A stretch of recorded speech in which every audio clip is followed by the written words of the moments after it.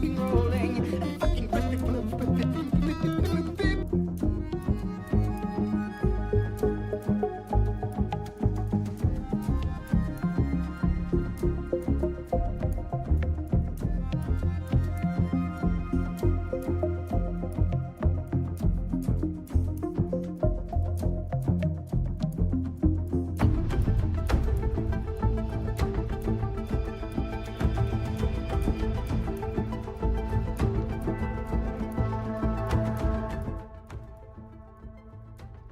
Good afternoon, everybody. How are we doing?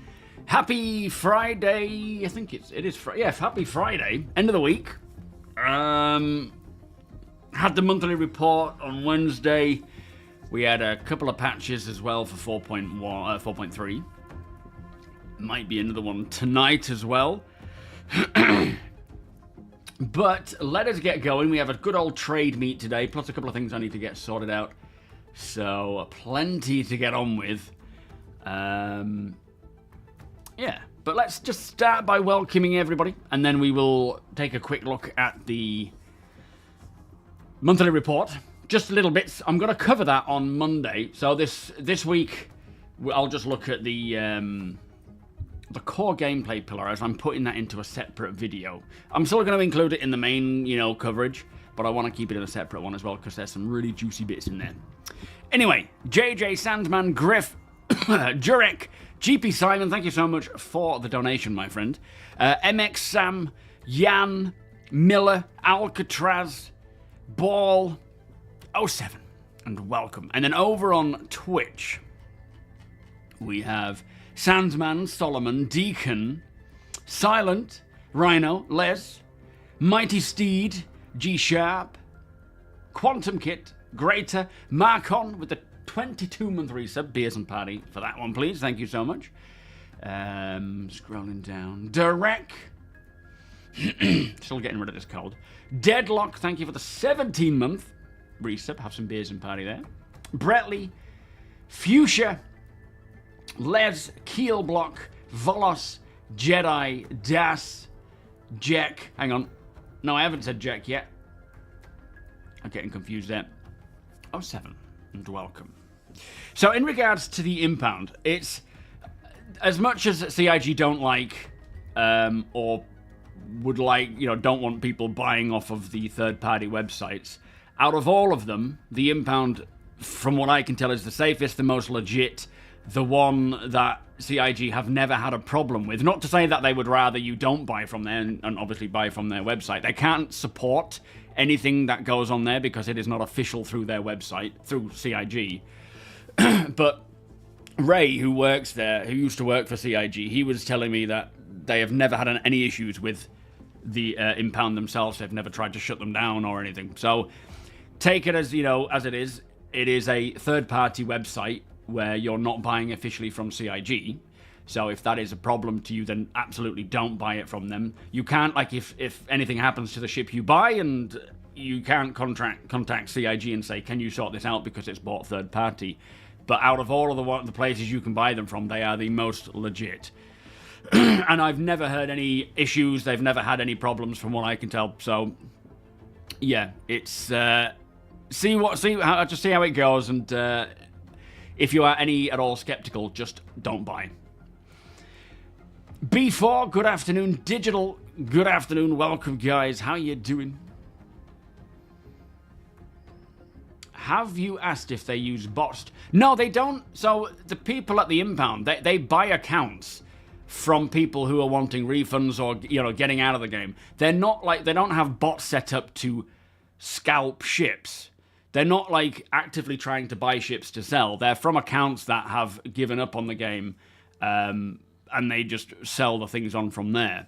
Birdmax, how you doing? Welcome. But do check out the FAQ. They have their own FAQ there that will explain a lot of the questions. I've spoken to Ray, and with most things, anything I get told, with server meshing, it just goes. So I can't exactly remember what he said, but I found it was all fine.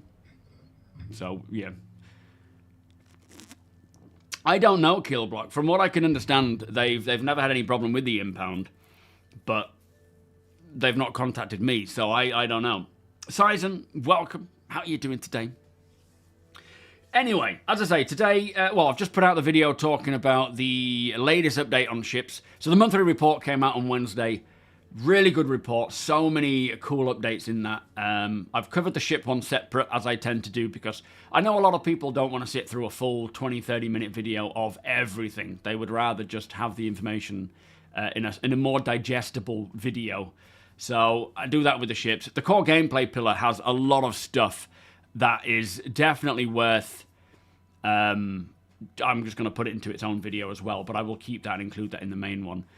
But a lot of really interesting features, gameplay stuff that is in the works. I know a lot of people are confused by the whole year of stability, performance, playability must mean they're not working on other features, which they are.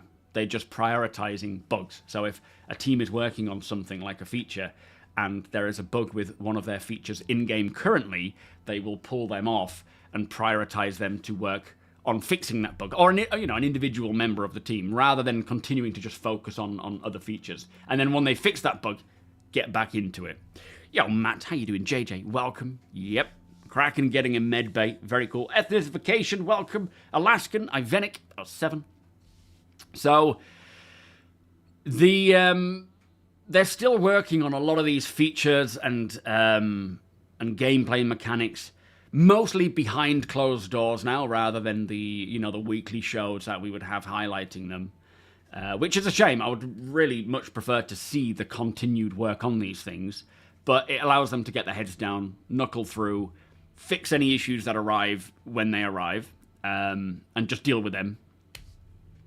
And already it does, aside from the bugs with freight elevators, which are hopefully going to get properly rectified, or not properly, because the transit refactor, I assume, will have something to do with that.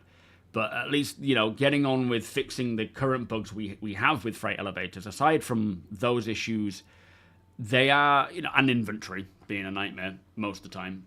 The actual stability and performance this year has actually gone through the roof for me, personally, and a lot of other people, but that's not to say there aren't still issues. Yeah, you know what? This L-21 Wolf from Kruger, it is looking like a very, very fancy new fighter. It even has a clock, which, like a lot of these old cars, like, I can't remember any offhand, maybe Jaguar. I think the old Jaguars used to have Jaeger clocks inside, and having these really cool looking vehicles like Kruger now, stepping into the fighter lineup, it is looking pretty snazzy. And they've chosen, from what we can see, they've chosen a nice design for it as well. I'm thinking this is going to release in 4.3 when that goes live, rather than 4.3.1, because it is already on the splash screen. So it's part of the PTU, so I'm hoping it's going to come with that. It could still be held off. Yeah, just a unique ship. I mean, obviously, we already have the P-72 or the P-51 or the P-72. We already have the Kruger Snubcraft, but this is their first step into actually designing their own proper ship, proper fighter. And it feels like it's going to be quite a unique, kind of on par with Origin, I would say, in terms of, fanciness. The Mando RP players.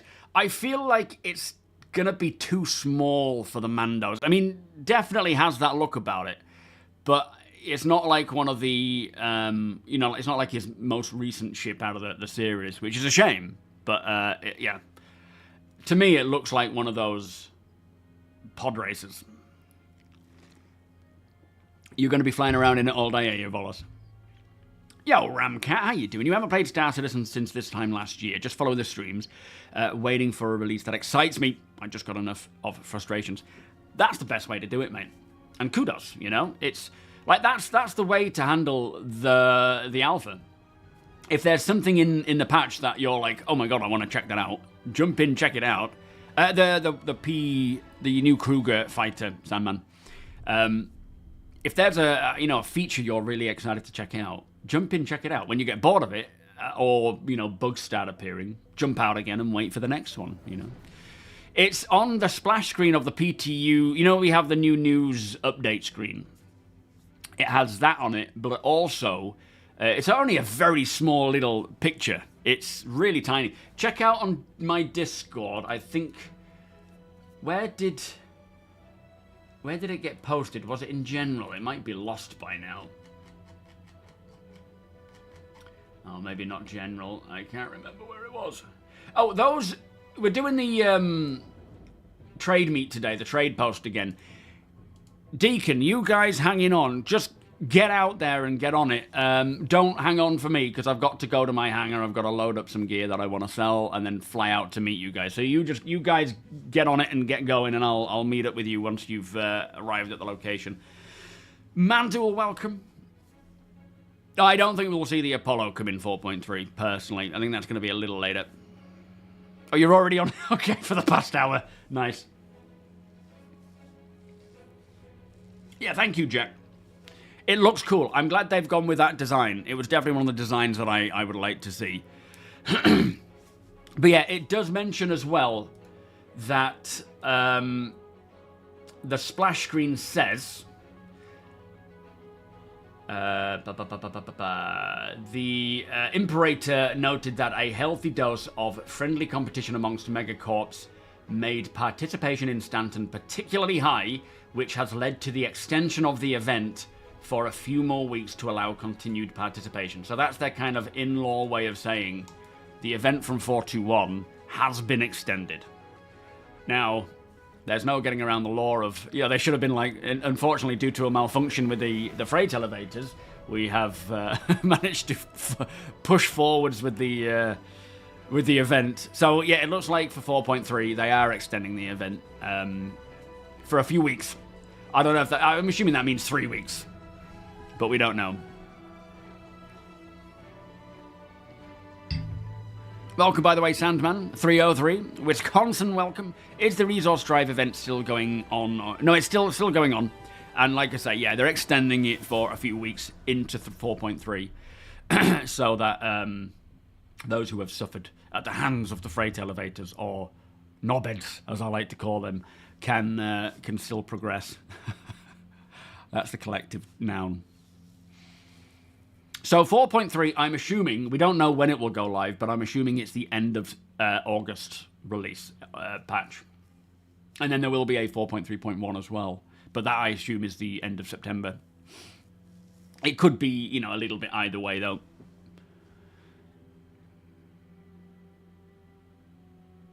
You would recommend the Kate stage PTU for testing at this point. What's the Kate stage?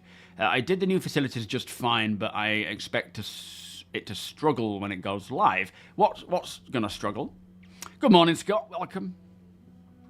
Yeah, I'm thinking IAE for the Apollo, the Perseus, maybe. I mean, I'm hoping they don't hold on to the IAE, to the Apollo if it's ready for things like the IAE. I think at the earliest it'll be a 4.3.1. They're only doing the final bits to it now, like paints and whatnot. So I don't think it's something that needs to wait till November, and I don't think they'll hold on to it till November. I think they'll push it out with 4.3.1. I reckon Kruger L21 Wolf for 4.3 live, 4.3.1 Apollo live. Again, it's just my guess. Oh man, the Ironclad, I am so excited for that, for the Kraken. The Kraken we're not going to see till next year, no doubt about that, but still, it's cool. Ball, how you doing? Salty might complain that they knew about the elevator issue before the event. He has a point. Well, if that's true, then it would have been better to have held off on it and then put it out. But at the end of the day, as much as I think the problem was, the elevators would work fine if they weren't so overloaded in individual locations. I think the main problem, and this is, again, speculation, like him speculating as to what caused the problem. I think the problem stems from the mission system not spreading out the mission, entry mission locations enough and pushing everyone to the same place, which caused those elevators to overload quickly. Not to mention issues with people parking ships next to them and balking them themselves. Whether they knew about it or not, the fact that they are fixing those issues and extending the event has rectified it in my eyes, which is they may have known about them and didn't expect it to be such a big deal, or they might not have known about them and hoped that it would have worked all right, and it didn't. But it's all irrelevant now, because if they're extending the event, then that's to make up for those problems while they're fixing them. Oh, late stage PTU. So what did you say again? Oh, yeah, late, I see. I would recommend the late stage PTU for testing at this point. What do you mean, then?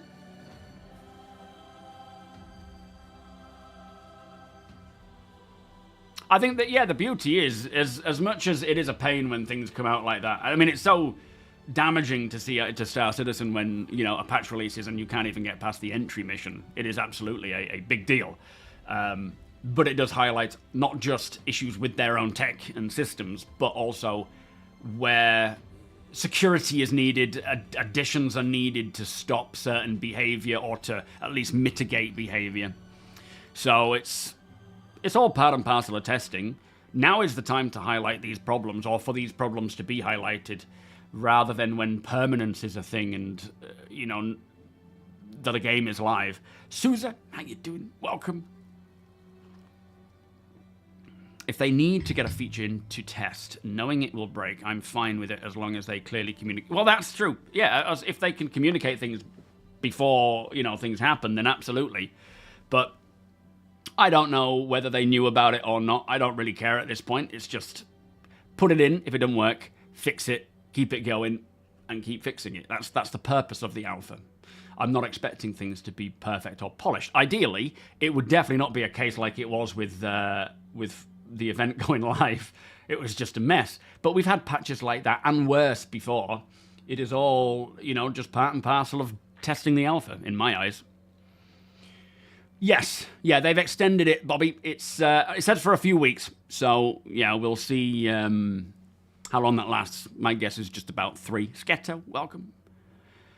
Yeah, there's a lot of fixes for the elevators in 4.3, so I'm hoping that's, you know, rectified the problems that we are all dealing with. And they have hotfixed quite a bit to the point where people are starting to get through, but there are still people, I believe, unable to pass through even the first mission. Daylight, how you doing? Welcome.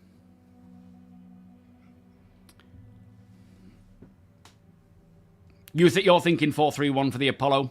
I hope so. I really hope so. And, you know, as I said in the video, I'm not expecting the drone tech. I don't know whether they can get it in, or even if they've even tried to work on it for the Apollo yet. We know there are, you know, base building is really pushing the need for drones, but that's for base building drones. I don't know if they're working on drones in other context.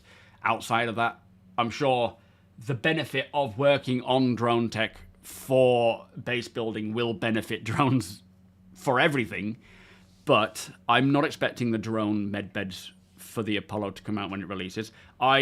I'm hoping for modularity, be that not, you know, necessarily true modularity of being able to just swap them in and out, but using different, I don't know. We'll see how they get on.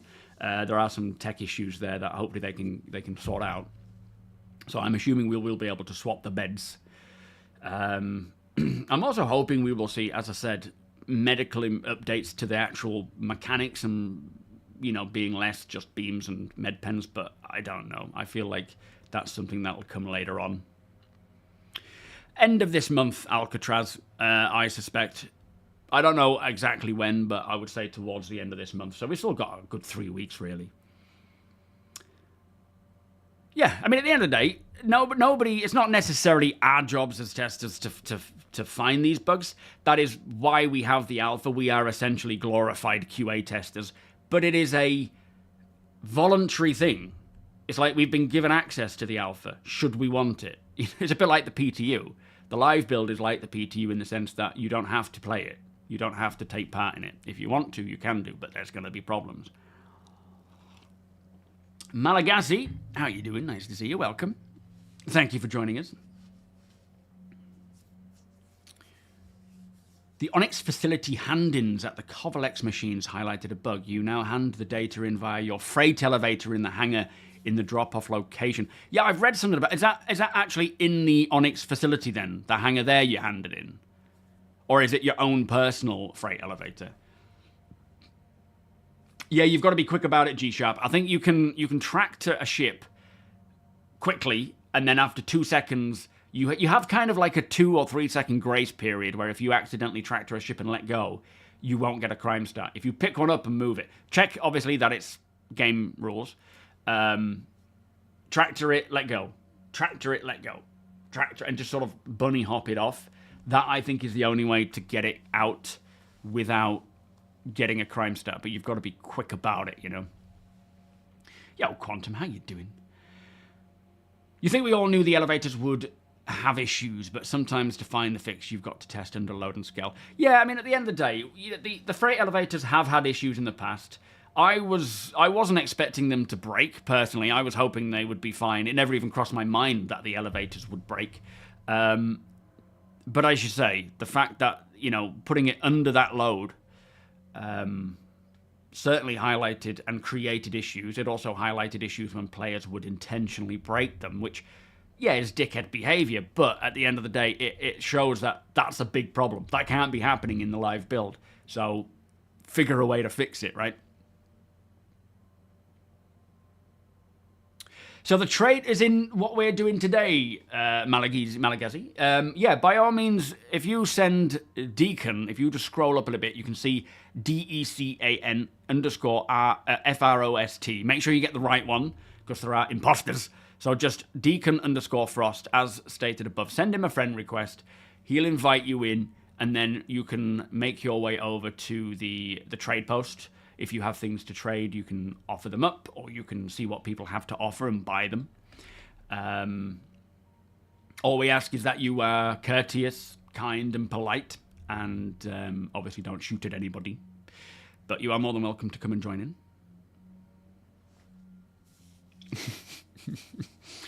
The freight elevator's self-destructed after 5 seconds. I think that's about right. Oh, at the station. Sorry, Icy, the actual drop-off location, but at a station. Right. Oh, that's fair. Yeah, if that works better, then so be it. Part of the issue is that freight elevators use a different system with different codes than the Right, okay. So even that refactor isn't going to be fixing them.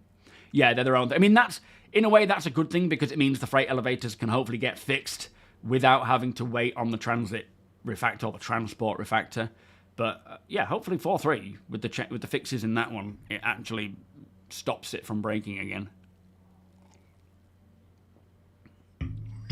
The ship showdown on the website front page shows 2 drones. Does it really? I've not really paid attention to that little pop-up.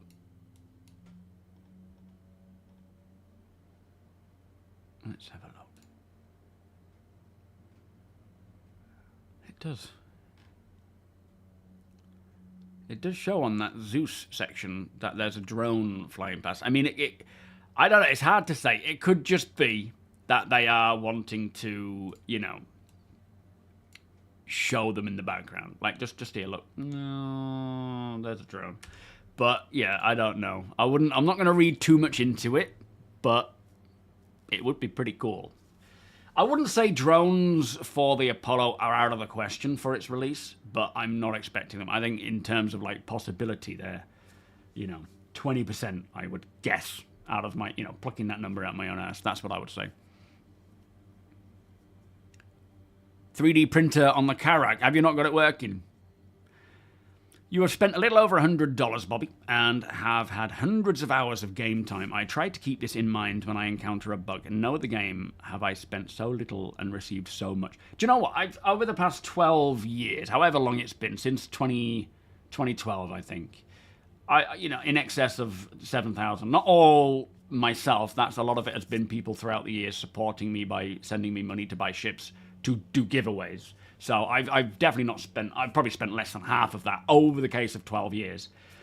And aside from it being my job, that aside, I have had the best time ever in my whole gaming life in Star Citizen. So it has already paid me back multiple times. I've met so many great people.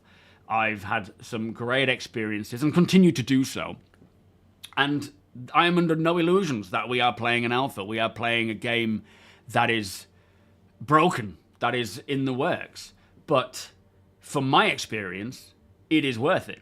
That's not to say everyone else's experience is the same. There's no, when people say, should I play Star Citizen? I'm like, it's up to you. It's whether or not you enjoy it, whether you want it, whether you can deal with the bugs. Going into it assuming it's going to be a flawless AAA finished product is definitely not the way to approach it. It is false. It's not the case. So, yeah, it is what it is, and I am loving it. Not every second of it. Sometimes it's the most painful thing I've had. Well, it's not actually, waking up every night for multiple times is quite painful. But, yeah, it is what it is for each person, and I thoroughly enjoy it. Walter, the Scam Citizen. Did you just sit through an ad? Please tell me you didn't just sit through an ad to say that. Surely not. Surely you have more interesting things to be doing with your time. Black Angel, how are you doing? Pleasure to have you here. Are you well? The elevator self-destruct. I mean, it might as well do, Sandman. They might as well self-destruct. They might do us all a favour if they did. Sagan is 7 star. Yeah, they've started working on the new inventory. Let me just run through what was on the core gameplay pillar this time. Again, I'll be putting this into its own individual video just because I think there's some really cool information in here that I think people want to know. Firstly, engineering. We're all waiting for it to go to tech preview. The engineering gameplay has just entered, or not has just, but has entered tech preview preparation, with the devs moving the code into the new staging stream. So, engineering is now getting implemented into a tech preview channel, which will come out for us to test whenever. But the fact that it's getting put into a tech preview channel means we're talking likely just weeks rather than months, and hopefully, a week, 2 weeks at the most, but we'll see. They've also added the ability to limit the number of active items per pool. Thruster temperatures are now visible on the screen, and iconography between the diagnostics and engineering screens have been unified. So I'm assuming each ship, as we kind of know already, depending on the size of the ship, the type of power plant, the size of the power plant, they will have various limitations between their, how many items can be attached or running via the pool. And that will determine how much you can turn on and off and how much power you can get out of something. But the thruster temperatures being visible is cool. Being able to monitor this stuff. And I can just see, in bigger ships especially, where you've got an engineer monitoring all the diagnostic screens, the engineering screens, all the ship systems, and keeping an eye on the temperatures. Not just the temperatures. There's a lot to look at, but the temperatures. If you've got a pilot who's constantly pushing it, you need to warn them that they're going to overheat and degrade their thrusters if it's not necessary to boost. And this is the other thing as well. We're so in this, I want to get out of atmosphere quick, so I'm just going to boost. There's no threat. There's no reason to. I'm just wanting to get out of atmosphere. And you boost, you're going to wear down your thrusters. You're going to cause them to overheat. Not necessarily straight away. They might have enough cooling to keep them going. But eventually, when a situation may arise where you actually need your systems to perform at the optimal level, just through blasting it and doing stuff when you shouldn't be doing, or when it's not necessary, you may see it degrade. So yeah, having this sort of information at hand is going to be so cool, and I cannot wait to see a diagnostic screen. I hope that it's not just on these static screens that are plastered around the ships at various locations. I'm hoping we can eventually use the tablets that we see NPCs carrying, have them hooked into your ship, and have a mobile diagnostic screen for the engineers as they're walking around, being able to check all the ship systems just while they're walking to a place. Getting an alert that there's a fire somewhere.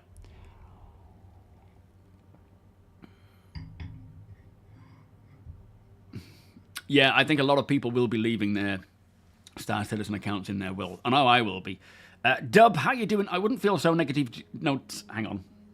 I wouldn't feel so negatively, that's right, isn't it, towards it if they spent more time fixing recurring bugs rather than making new ships. So, you see, there's a confusion there, because you're assuming that the ship team who build the ships are the ones who can fix freight elevators, or inventory bugs, or trams. They are very separate people, very separate teams working on their own individual skill set, right? That they went to university or college or whatever to learn. They don't just cross over. A person who design, a concept artist isn't going to be like, well, people are complaining about freight elevators. Let me try my luck at coding a freight elevator. They're very different people, and they are working on fixing bugs, very much so. And that is the priority this year. The ship team, they're not going to say, sorry guys, freight elevator doesn't work. You're out of a job for this year because people are complaining about freight elevators. So I hope you can pay your wages somehow. People are going to keep doing the work that they're hired to do. And at the end of the day, the more ships they sell, the more money the company gets, the more they can spend on resources and fixing bugs and doing other things. It is a very big disconnect to think that, it's a very old disconnect that we've addressed multiple times, that ship teams or, stopping building ships is going to directly influence how many bugs get fixed. It is it's cheese and chalk. What am I expecting from CitizenCon this year? Hopefully, information about a lot of this stuff. I'd love to see more the updates on things like base building, maybe crafting. I'm hoping we'll have crafting before CitizenCon, but maybe not. Updates on dynamic meshing would be very cool. I would love to get an idea as to when to expect that to roll out, because essentially that is the final piece of tech, right? That is what allows it to scale properly, dynamically.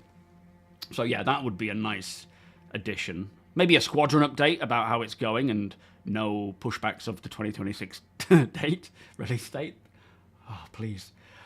Other than that, just more work on the 1.0 roadmap. Whatever there is left to come. Devi, welcome.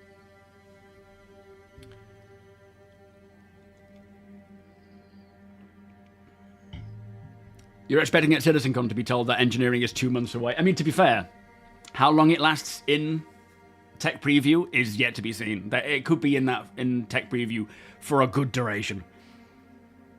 Oh, is it broken from my Patreon page? Oh, my apologies. I will look into getting that fixed. Thank you. I'm hoping it'll be, before September. Absolutely, for engineering. Tech preview. We're talking tech preview, not the live build here. Moonrad, welcome. An engineering app on the MobiGlass. I disagree. The problem with the MobiGlass is you press it, you're static. You're stood in place, you can't move. And you could be in the middle of someone's way trying to get to something.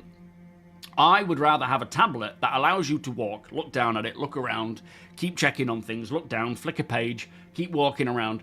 There are so many benefits to having a transportable device that can tell you the information that a static screen can without having to even press your MobiGlass and stand there like a muppet in front of a panel or whatever. Chief, how you doing? You bought a Zeus. You'll enjoy it. It's a nice vehicle. Congrats. And Lorimir, welcome. Can't let them stop until they get the Galaxy and the Odyssey done. Absolutely. And the Arastra, as Billy says, yeah. There's, we all have our priorities, right? You're expecting 4 things. Updates on server meshing. Nix, yeah, true. Ship announcements and refined Squadron 42 release window. Now, that would be nice. An actual, narrowed down... Where are we bringing it? CitizenCon 2027. No! Not again. Dynamic meshing will be interesting. Definitely going to break everything on the first... Well, hopefully not. I'm sure it will. I'm sure there will be, things that go awry, but... We've had little brief snippets of their work on dynamic meshing during these monthly reports. More about getting other things ready for it than, I suppose, directly working on it. But... In fact, what day are we on now? Friday. Next week, I believe next week. Yes, we should be getting an update from Benoit talking about dynamic server meshing. VoIP, getting it working for more than 50 people because they need, the Montreal team need to convert it to do that. Sorry about the background stuff. What's going on here? This is a bit random. In fact, we can go back to that one and just put it on from the cool little snippets. So yeah, I think it is this next week that we're supposed to be getting an update from Benoit on server meshing, and that, you know, there's the second part to that show. You want another $50 ship with LTI? Need some tokens. I'd also like them to go over the new inventory system that they have started on. Yes, that'll be nice to break that down if they make enough progress by CitizenCon. There's things like the, I suppose, ship warranties, ship insurance. They may address that a little bit more. Being able to spawn anywhere, or not spawn, but log out anywhere within reason. We'll speak about that in a sec. Item insurance or item, what's it called, recovery. They may talk about that if they haven't updated to tier 1 or anything else by then.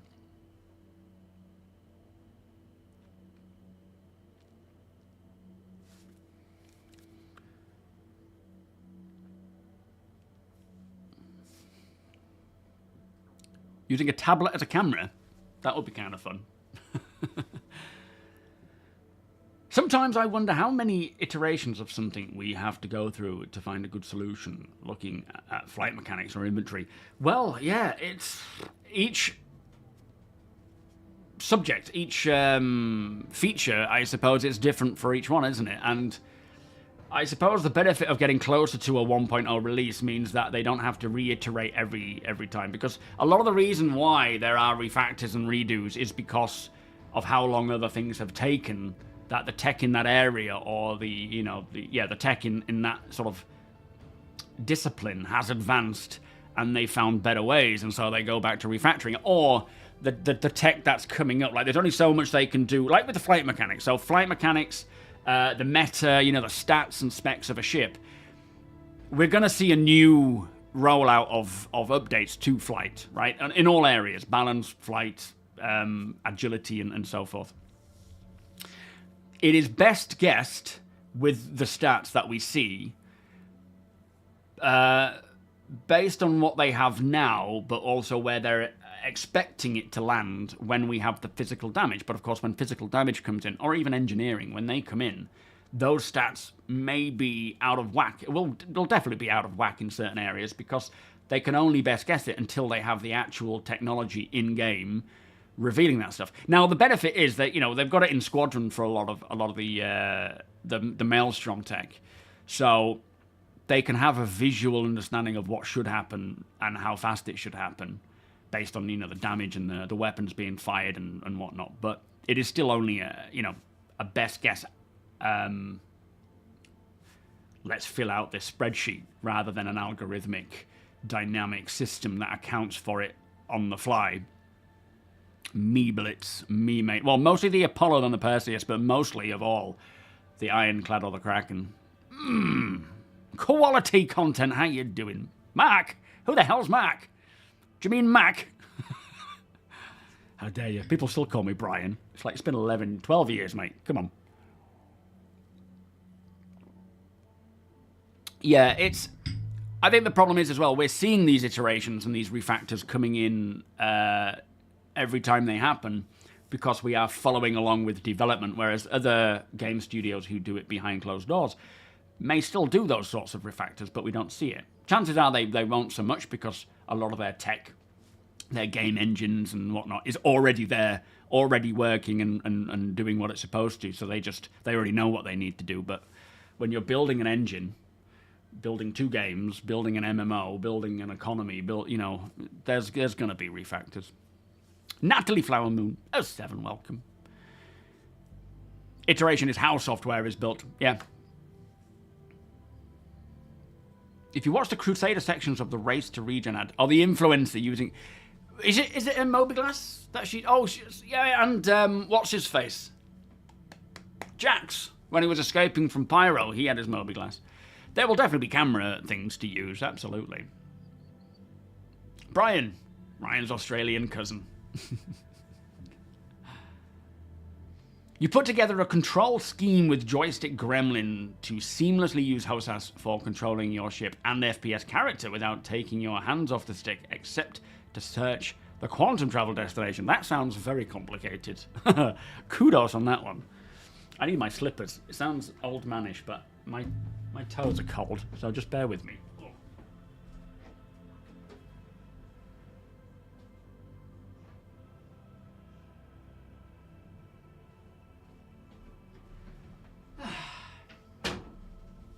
Oh, it's nice to have warm toes.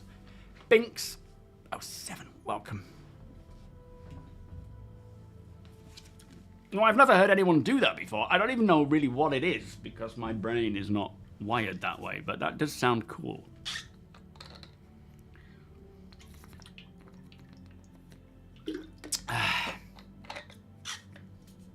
Hey, Ali, how you doing? Starks, welcome. CIG also does a lot of polish way earlier than most games do. Yeah, due to having a live environment. That's true. It is kind of like a double-edged sword, isn't it? Because if they just didn't have a live environment and they knuckled down and just, you know, we would have had Star Citizen a long while ago, but we wouldn't have experienced all of this. We wouldn't help bug fix the, you know, there'll be a lot of issues. And so there's pros and cons to either approach. And as much as I would love it to be less buggy or quicker or whatever, I wouldn't have it any other way. It's great to just be part of this, hanging out with you lot, talking about this stuff. Mako, welcome. The storm wall. I do wonder when we will see the storm walls, considering, you know, we've had that sort of imagery around for a while. Anyway, what else is happening? So we'll just briefly run through this. It'll be Sunday's video, I suppose. But fuses will be sturdier on... what will be harder to destroy on sturdier ships. Not sure exactly why. I assume it's just they provide more protection or surge control for the fuses. But from what I understand, there will be varying standards of fuse. Some of them will be better than others. Maybe different trade-offs. Diagnostics received filters and item categories to make it easier to identify critical issues, which is definitely, you know, filters is something that Star Citizen needs in a lot of areas, and we don't like missions, and now we have them for inventory. They're a godsend. But yeah, having it on your diagnostic screen so you can see what is about to blow versus what is fine, and so you can triage your ship and make sure that you are dealing with the most imminent problems first, which is going to be, and again, having that, you know, a tablet would be great to be able to wander around and be like, there's a problem there, let me go solve that while you go and solve this, and I'll walk around and monitor it. Anyway, there are changes to spawning. So as we know, a little while back, they tried getting it, I think it was like the 4.0 era, where they tried getting us just spawning in our hangars for the initial spawn, which was very handy, bypassing all of that nonsense, which you like it or you don't, depending on how much of a rush you're in. But they're trying it again. Whatever happened, they've improved the spawning flow, so something along those lines went wrong. They put it on the back burner. They've improved it now, so in the PTU, we spawn directly into our hangar. I think their intention is to bring that into the PU, all being well. But it also says...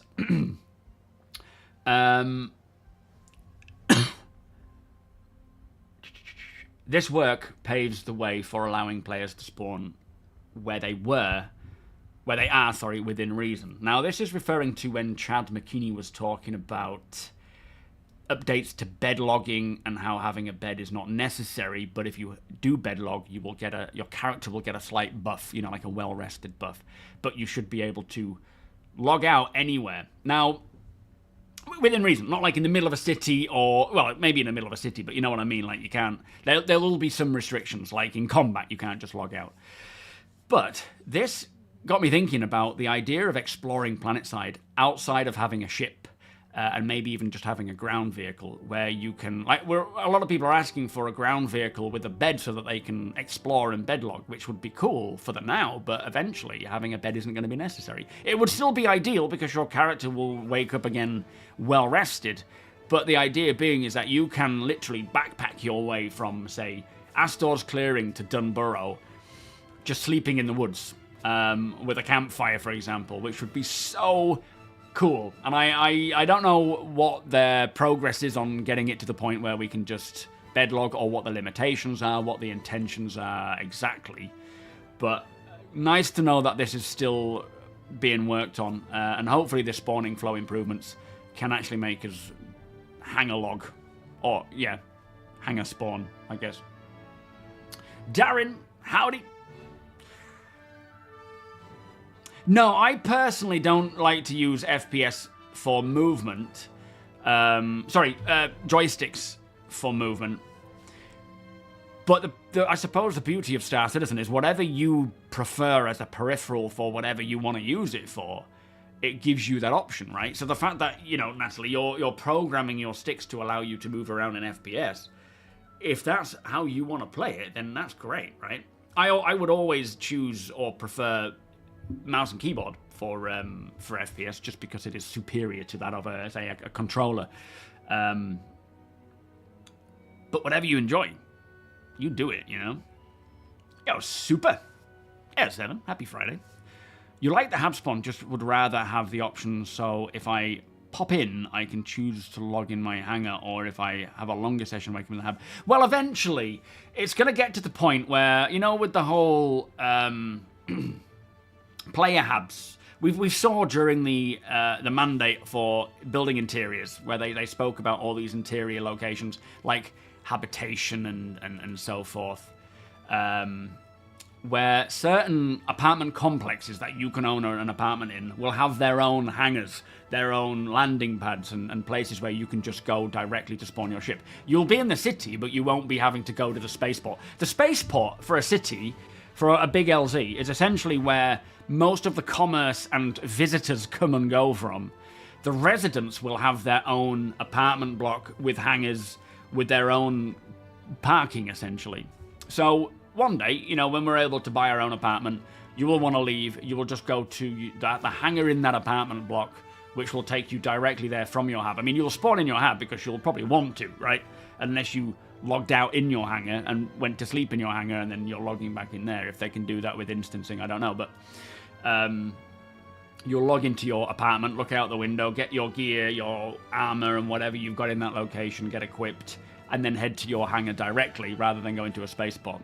So anything they bring in now that will bypass that, which it sounds like the actual transit refactor will hopefully take you to somewhere straight to the, you know, from your apartment hotel to the spaceport immediately without having to go through anywhere else. We'll see. Verpine, there's Evans there. Thank you for the 69-month resub. Enough said. Beers and party. Thank you, sir. Oh, the plushie. Oh, those guys. Yeah, I've got Pico as well. Some of my daughter thinks they're hers. They pretty much are, to be fair. I hope once Squadron is finished, they stop working on Squadron till we are 5 years post 1.0. I don't think so. I think the chances are they'll just move on to Chapter 2. But, as we've said in the past, different teams are required for different stages of a development of a single-player game. And a lot of what they've learned will just be handed over and used. The best bet is, as they release Squadron, more people join Star Citizen and play Star Citizen and want to work for Star Citizen, and it brings in a lot more funding and more opportunities for people to want to work here, and so the resources can be upped, and they can do both easily. And at the end of the day, when we have 1.0, and hopefully before that, really, we're playing it without really feeling like Squadron is getting in the way, because they're working and it's enjoyable. Yeah, proper off-grid. Exactly. HOMAS! So many different terminologies for it. Hand on mouse and stick. That's one way to do it. I really hope they will utilize the other areas on ArcCorp as residential areas. Yes, I believe they will. So they will essentially... They won't be as big or grand as, say, Area 18, because Area 18 is ArcCorp's headquarters. But the other areas will get utilized as other LZs with accommodation. Some might be more residential, some might be more commercial, and so on and so forth. I mean, ArcCorp as a planet anyway needs a lot of updates, and they know this. They will go back over it at some point, but it is not the priority right now. Building out more planets and systems to expand to 1.0 is their priority. Whether they can adjust or update ArcCorp before 1.0, I don't know. It definitely needs a lot of updates, but whether it needs to be expanded on with other LZs or, you know, oceans and grass and, you know, parks and things is yet to be seen.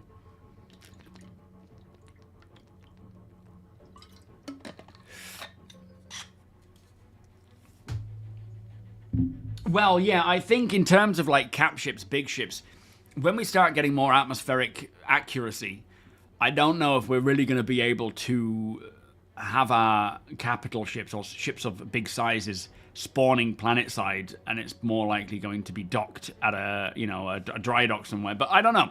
They could do. I don't see the problem with if a landing zone is big enough, and it might be the case that the hangars at Habs are only up to a certain size because they are in the middle of a city to a degree, and you're taking off that way.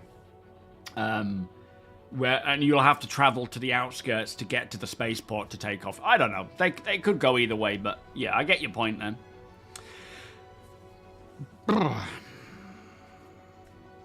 Now, for crafting, very brief.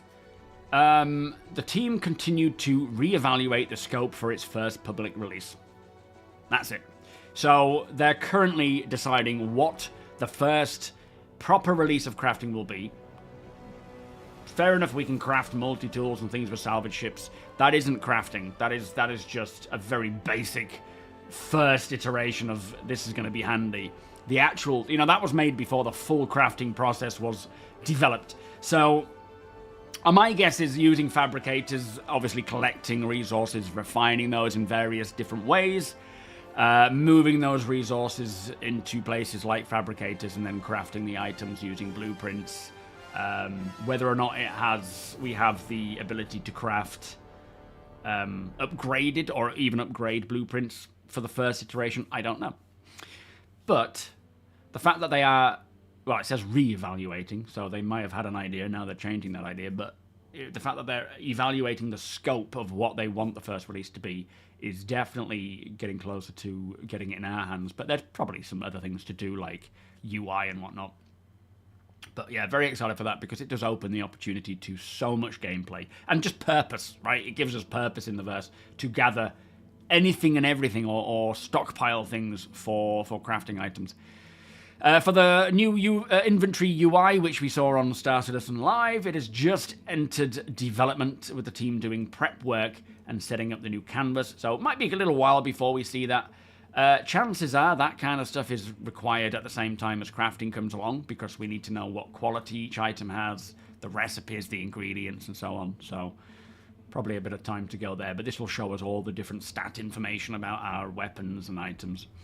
For hacking, not, you know, oh my god, I've been hacked, but hacking gameplay. It says more options were added to help teach players how to use the feature alongside bug fixing. Now, the fact that they are working out how they're going to teach players how to use hacking tells me that it must be somewhat ready to release, because they can't be working on tutorials or teaching methods if they're still heavily changing the actual thing itself, right? Not that they haven't done that in the past, but you know what I mean.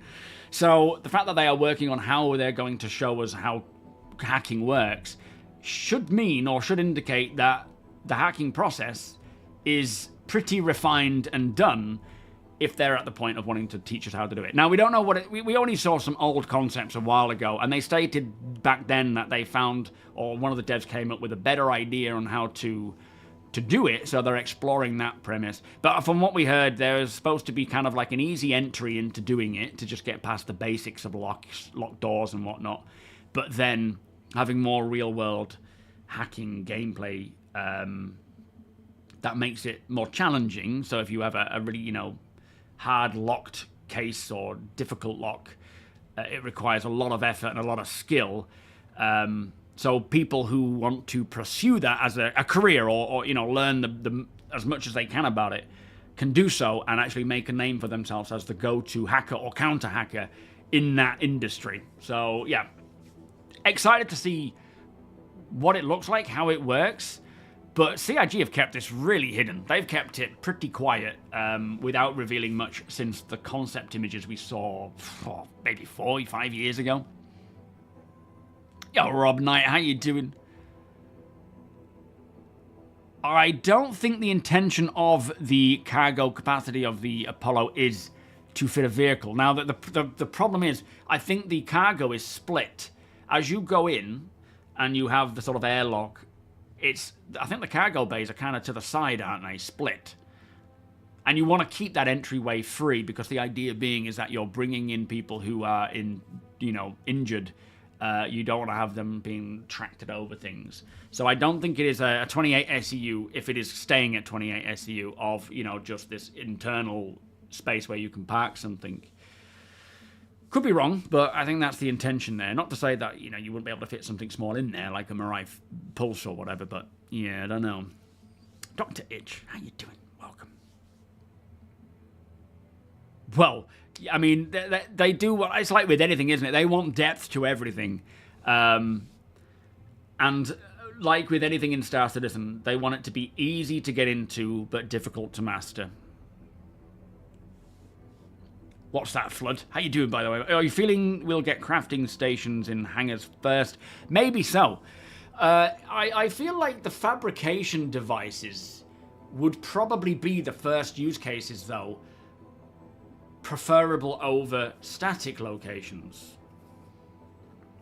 I could be wrong, but I just get the impression that they would do that first, then using static locations, if I was to guess. But yeah, I don't know. It could be, here is a crafting area, communal crafting area, which we know they do want. A Medipulse. Now there's an idea. Kill both the driver and the patient at the same time, yeah. Oh, a hacking video. Oh, good point, yeah. The fact that they have remained so quiet, it could be a CitizenCon reveal. I wouldn't be opposed to it. That sounds very cool. Oh, Jones, how you doing, sir? You're hoping to use the bay as a garage for my... I don't think you'll be able to fit anything in the medical bay. Oh, you mean the cargo area? Oh, I don't think so. I don't think... Unless we get a vehicle that is medical specific, that is tiny, I honestly don't think you're going to fit anything beyond a Mirai in there. We'll see, but yeah, I think it's not intended to have a vehicle, so it's more intended for separate individual, split storage, split SEU for keeping resources. Because again, when it comes to actually respawning and regenning or regeneration, I think the idea is you're going to have resources that need to be kept up with in order to do that, or a resource to do that, which is where these storage areas will come in handy. Yeah, I'm hoping 4.3.1 we will actually get an idea of seeing the Apollo come along. The Medipulse. You was trying to rush the Onyx facility last night to get to the end of the special for the special loot, and got shot by an NPC shooting a red barrel. Do you think it was intentional? Or it was just pray and spray and he knocked one? I actually got grenaded by an NPC when I was there. Thankfully, I was behind some protection and I had heavy armor on, so it was just a bit of a knockback, but they are coming along. Now, next up, we have a quick update on quantum travel. Just says the team continued to work on implementing the new mechanics. That was it. So, yeah, not much to go on there, but I'm glad that they are working on that and getting it in, because the flight mechanics, they're coming in, they're not releasing in chunks to us, but it sounds like they're putting them in and, we need to do this, now we need to do that, now we need to get that done. Quantum travel is definitely going to improve the game massively, these updates, because it just looks so much better. For FPS, radars and scanners, this saw additional progress with further improvements allowing the designers to define custom scanned data, and AI can now react to being scanned and respond accordingly, but also players will be able to identify if enemy NPCs have a radar equipped to know whether they could perceive you scanning or not. So, as we know, a small scan will generally not reveal you too much to NPCs, or even players, I suppose, if they're not paying attention. But obviously a big scan or a proper, scan wave at the maximum amount will reveal your location. But it sounds like provided the NPCs have a radar on them, that will tell, that's when they'll be able to see you. If they don't have a radar, you can probably ping away and not even get noticed. So, interesting. We haven't really had much information about the new signature system of late. This is specifically talking about FPS scanning. I hope one day soon. This could be another thing we see at CitizenCon, actually, Flood, is the whole scanning, radar, signature system, both ship FPS. There's a lot to it. It opens the doors to things like proper exploration, bounty hunting. It also helps to expand on the current professions like mining, salvaging, combat, and all that involved with more bespoke helmets and ways of finding these things. So, yeah. That could be one we see come along as well. And then finally, an update. I'm going to jump in soon. We have the transit refactor update, or transport refactor. It says the ongoing transport refactor continued with additional work for dynamic destinations, such as instanced hangars. Now, again, I don't know exactly what that means, but if I was to guess, which is all it is, I would assume it just means it takes you, directly to your hangar rather than having to go to a spaceport or to a location first to then get on another train. I hope that's the case, but I don't know. And as I say, when we get LZs with apartments and complexes like that, you will have your own hangar available. You won't have to travel all the trams to get to it. So yeah, that's going to be a separate video. That's just the core gameplay feature stuff they're working on, which is pretty exciting stuff. And I can't expect it'll be too long before we start seeing some of this stuff roll out. Again, CitizenCon might be a good place to reveal this gear, but we'll see.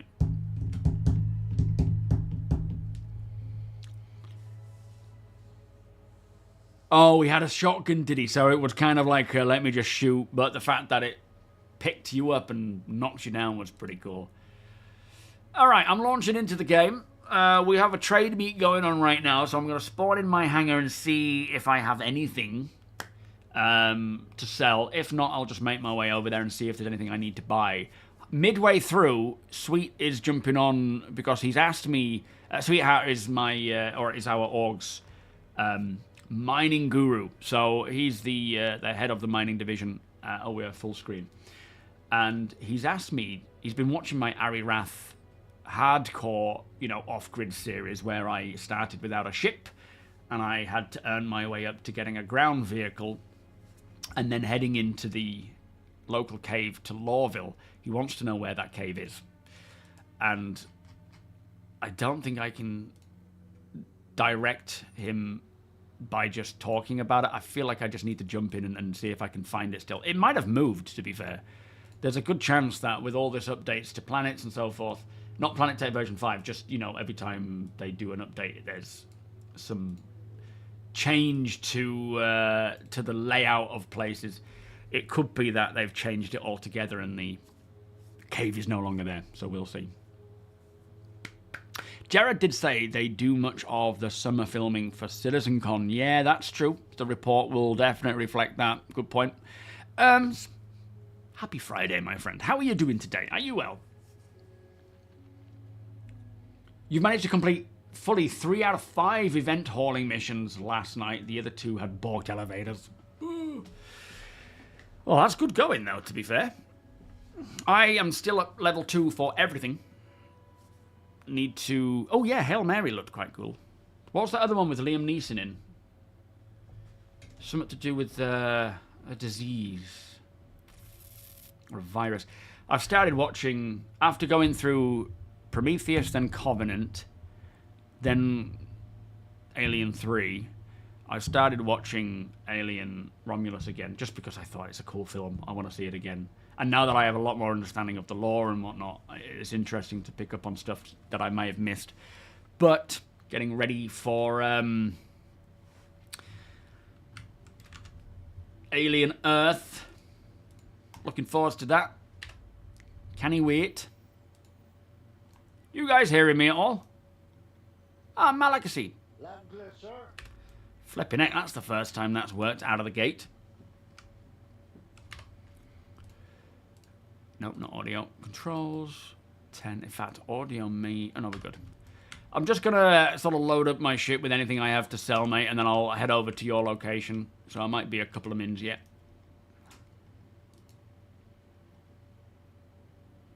He's, yeah. Just trying to get the success of Taken in various ways. Taken was a good film. Weirdly, I'd not seen... I remember when me and Rach were traveling Europe, and I think it was Madrid. We were staying in a hostel in Madrid, and there were a load of other people in the sort of communal room, and Taken was the film that was on. And I was just sitting there trying to watch it, and everyone was sort of trying to talk to me. I was very unsociable during that day. But yeah, that was the first time that I'd seen Taken. Well, not really seen it. I didn't really pay attention to any of it. Cold storage, that's it. Oh, okay. Project Hail Mary before I will keep... Hey, Siri, remind me to listen to Project Hail Mary. We'll see what time it gives me to listen to it. Okay, I added listen to Project Hail Mary to the list. He has become a bit slapstick, actually, yeah. It's nice to, it's nice he takes the mick out of himself. What am I wearing right now? Okay, do I have a helmet? I do, brilliant. Is this the right account? It is, look at that. What a success today has been so far. Yeah, absolutely. As I say, I watched it recently, and yeah, since becoming a father, watching many films has me feeling very differently about the main. You know, like Interstellar. It's like, dude, just don't go. Who cares about humanity? You got your own child there.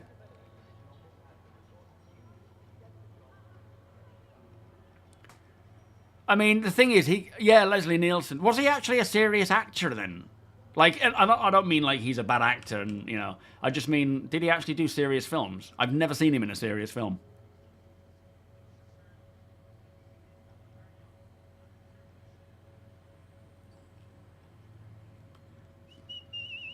I don't think the ship is in PTU. No, not yet, is it?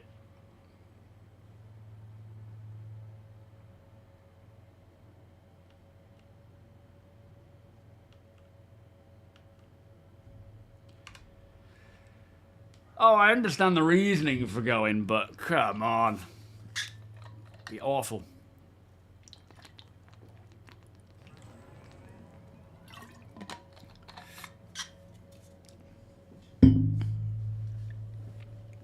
Summer's so cute. Just the things she comes out with. The other day we were on the settee, just all of us, just, you know, playing, and me and Rach were sat together, and she went, come on. And we cuddled her, and then she sort of stepped back and looked at us both and went, I love you guys. It's like, oh. You know, it's funny because there's so many things that she comes out with that are obviously us. And it's lovely to hear how we speak to each other, and how, like, a lot of the time you hear people, like, you hear these kids revealing some pretty crazy things that the parents say to each other or say to them, you know. But Summer just comes out with all these really nice, kind words that it's like, oh, do we really sound like that? That's beautiful. She's such a blessing. And it's her gym class tomorrow, which is going to be fun. He was dramatic until Airplane Drew. Fair enough. What's Forbidden Planet 1956? Jesus. Yo, Spindrift. Yeah, I really liked Schindler's List. I mean, it's obviously a horrible... What the fuck? What's going on here? Why are the NPCs shooting at me? What did I do? Security alerted of your crime stat. Armistice zone privileges revoked? What flipping crime stat?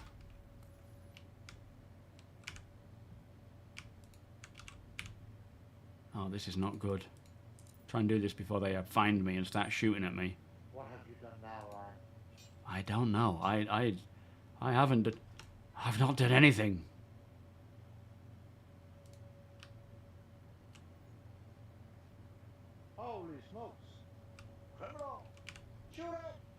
I ain't done anything. Can I log in as admin? I mean, we should be fine, but it's still... 3 fines. Well, I don't remember killing anybody. I think I've paid them all off. They shouldn't be shooting at me now, though. What was that about? I don't know. It's great when you log in for the first time after a while. And then they're all... They will even shoot at you at Contact 1. Would they? Yeah, that's the talk right now. Gonna say, that seems a bit excessive. That's why we see all the dead bodies in the spaceport. Ah, yes, of course. All right, that makes sense. So even though you only got a parking ticket, sure, he will kill you for it. I mean, to be fair, I guess the homicide was certainly quite dramatic. I don't know what I did, though. What did we do last time? Like, Well, I would expect it in Hermiston, but I wouldn't expect it at night. well, this is our corp, but even there, I wouldn't expect it. Very strange. I don't know what I've done. All right, I need something that's not too big, but big enough to transport any gear that I might have. I don't know what I've kept hold of since the last patch. So I might just take the Vulture, to be fair. But it's stored at New Babbage. I don't want to do that in case it's got something in it.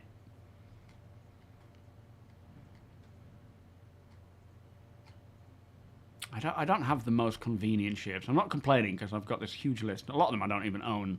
They're just either referrals or giveaways. I've got to get on those giveaways. Bloody hell. I think a Cutlass might just be... No, I don't own a Cutlass, so I'm not going to take a Cutlass. I'm trying to stick to ones that I do own. The SRV might be a useful one, but...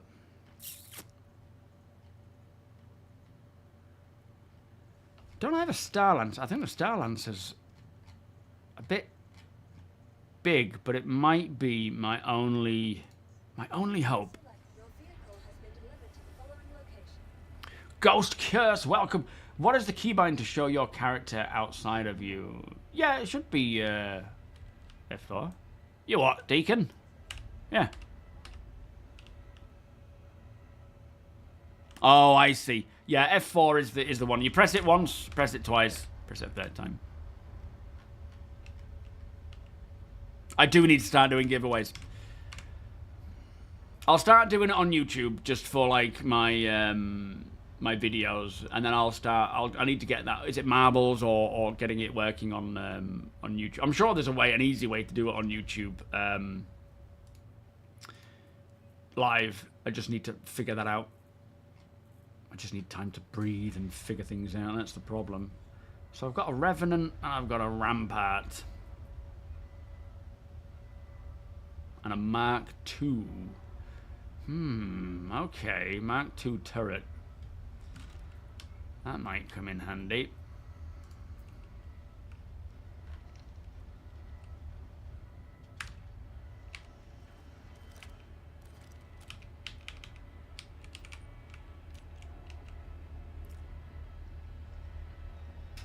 Yo, Tiberist. How you doing? Skipper, good afternoon. How's heaven, guys?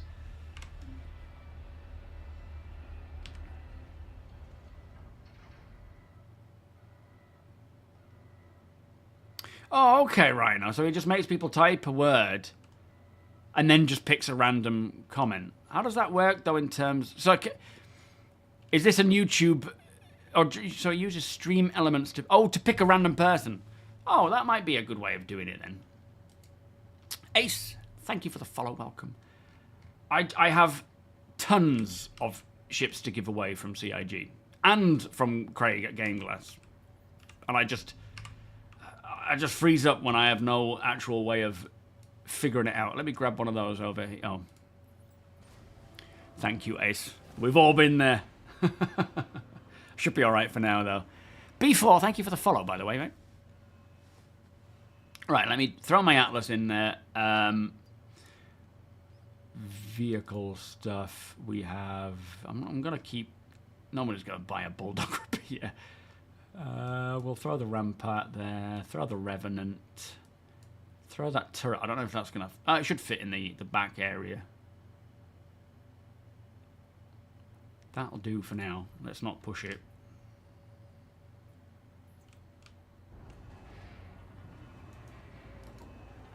I've... do you remember me mentioning recently that I've started feeling that nostalgic feeling of backing Star Citizen, where everything is just... I just want to know everything again.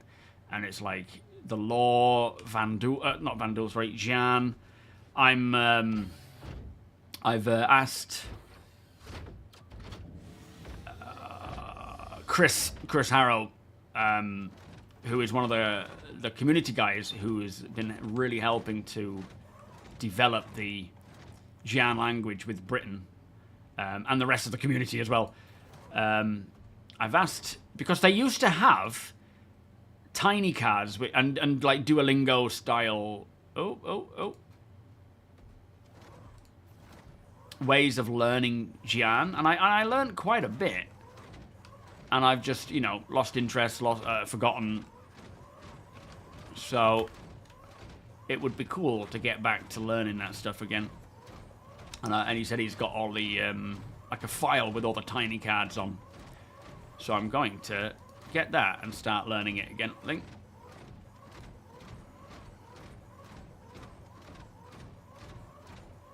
But yeah, these apps that used to have them, they no longer... I think the people who created them are no longer supporting them, so unfortunately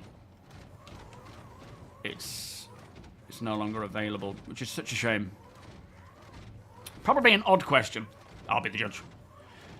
But I've been trying to upgrade some components on my Titan, and every time I leave the MOBIGlass it resets. There is a way to do it, I believe. What was the method? Is it... Oh, I can't remember. Someone will know. Because it is a bit of a messy bug right now where it doesn't quite work properly. Oh, did you? Which guide was that? Was that the was that Chris's Discord, or was it for one of the apps? Exclamation Gian, maybe?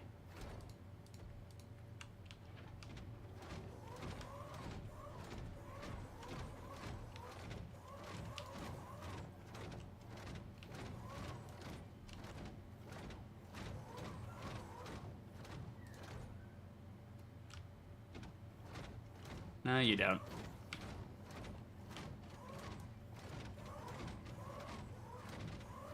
Oh, it was an acronym.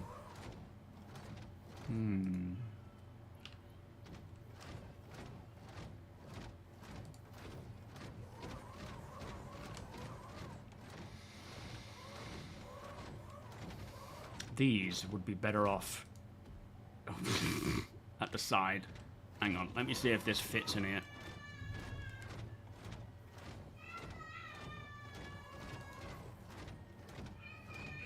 What's going on? She had a real breakdown in the car the other day where, oh, what was happening? She was pretending to be a cat for the day. And I made the mistake of referring to her as Summer instead of Catty.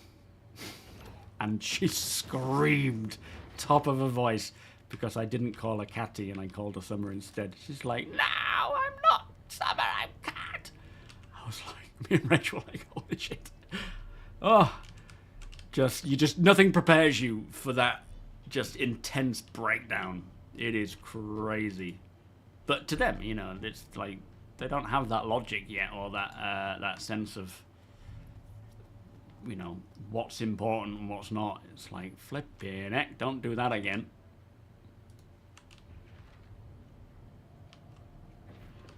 Yeah. It's like, I'm sorry, I realized my mistake. Oh, poor thing. Alright, that should attach... it doesn't really fill me with joy loading that up there like that. I feel like it's... Is there a way that I can have it so that it's actually on... Yes, perfect.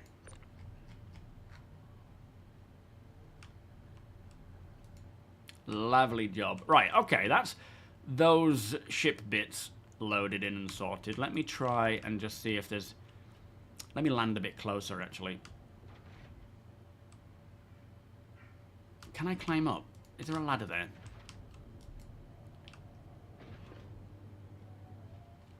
No, and I don't think I can climb up there, can I? No. Alright, let's try and remember where the entrance is. It's been a while since I've used this vehicle, and I adore it, but it's just a little too big for a single person. Manageable right now, but, you know, with engineering about to enter the tech preview channel, I'm so excited for that. We'll definitely do streams, videos, you know, working together to try and figure that out as best we can so that we have the best engineers possible. Hopefully me being one of them.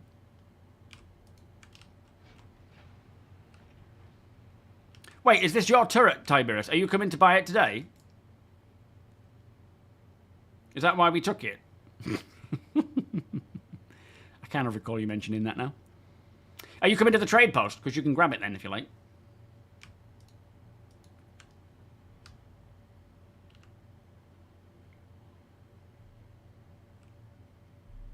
Yeah, I know you bought it already. Yeah, I mean, just pick it up. Oh, I've gone the wrong way. Oh, there's the elevator. So it must be near the front of the ship. Got to get used to this. It's such a cool ship, this. It doesn't feel super, super big. But the fact that you've got all these, like, rooms and a living quarters and so on, it's so cool.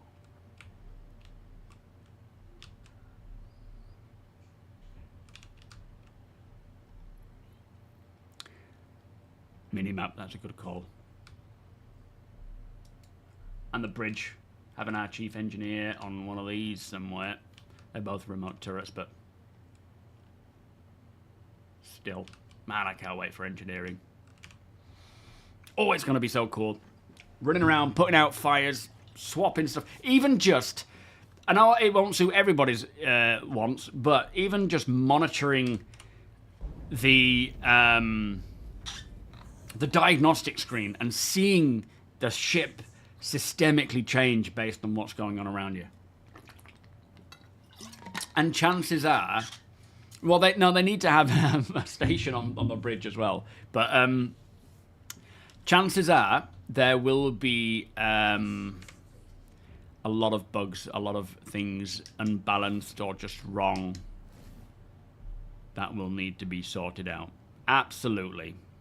And that's fine. That's what it's there for. That's what the tech preview channel is for. Hopefully they can, you know, we can help and get it rolled out pretty quickly, you know. Stacy S7, good morning. These sorts of ships make me think I need to go and get a coffee. These industrial style ships, you know, the Prospector, the Mole, the Vulture especially, the Reclaimer, just walking around. I mean, I can't wait for the Orion, where I'm going to be walking around with my coffee in hand, just watching everybody go about their business. Just making sure they're all doing it right, you know, obviously.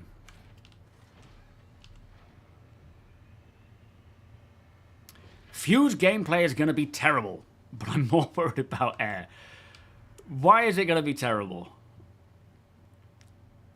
And what makes you assume it's going to be terrible? Calevra, welcome. Unless they give us AI engineers, I'll be pretty much done. Not my kind of gameplay since I'm mostly solo. No, fair enough. I think it's...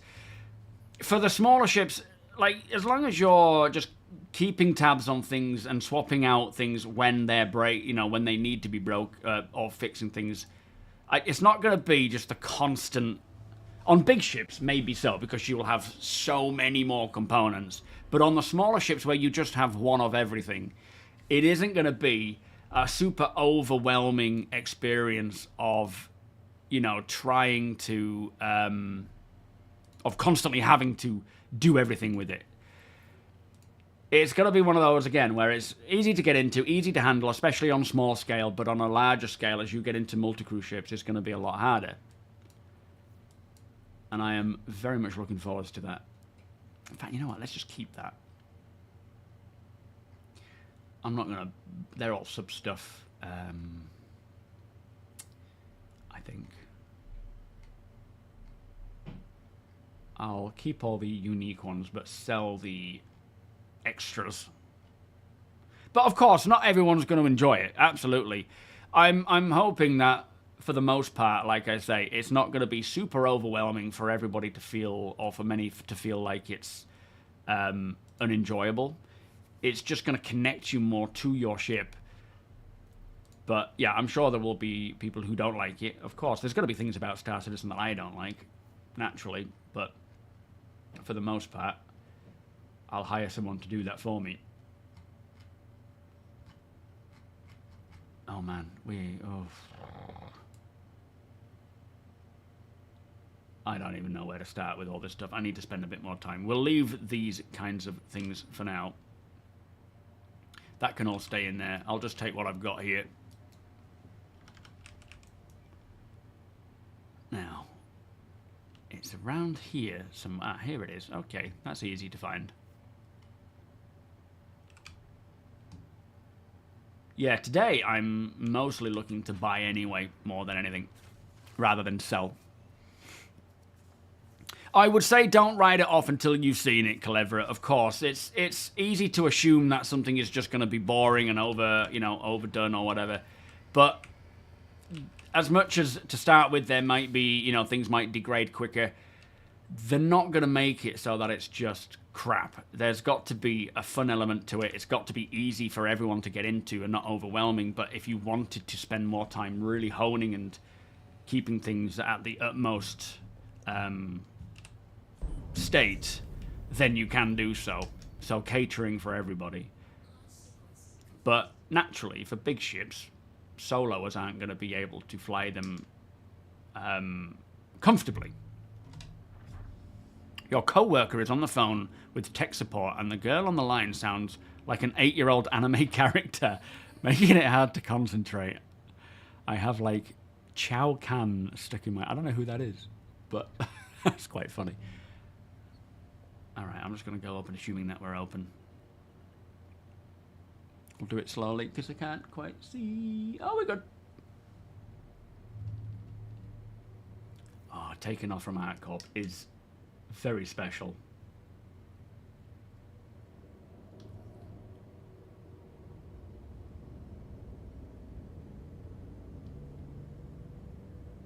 Then you finally meet Bob too.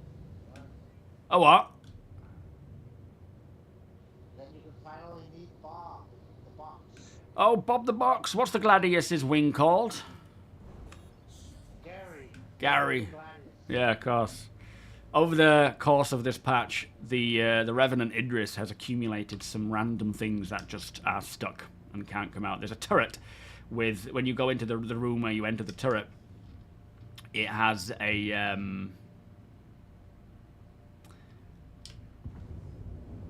wing of a Gladius in there. So it's just become one of the family.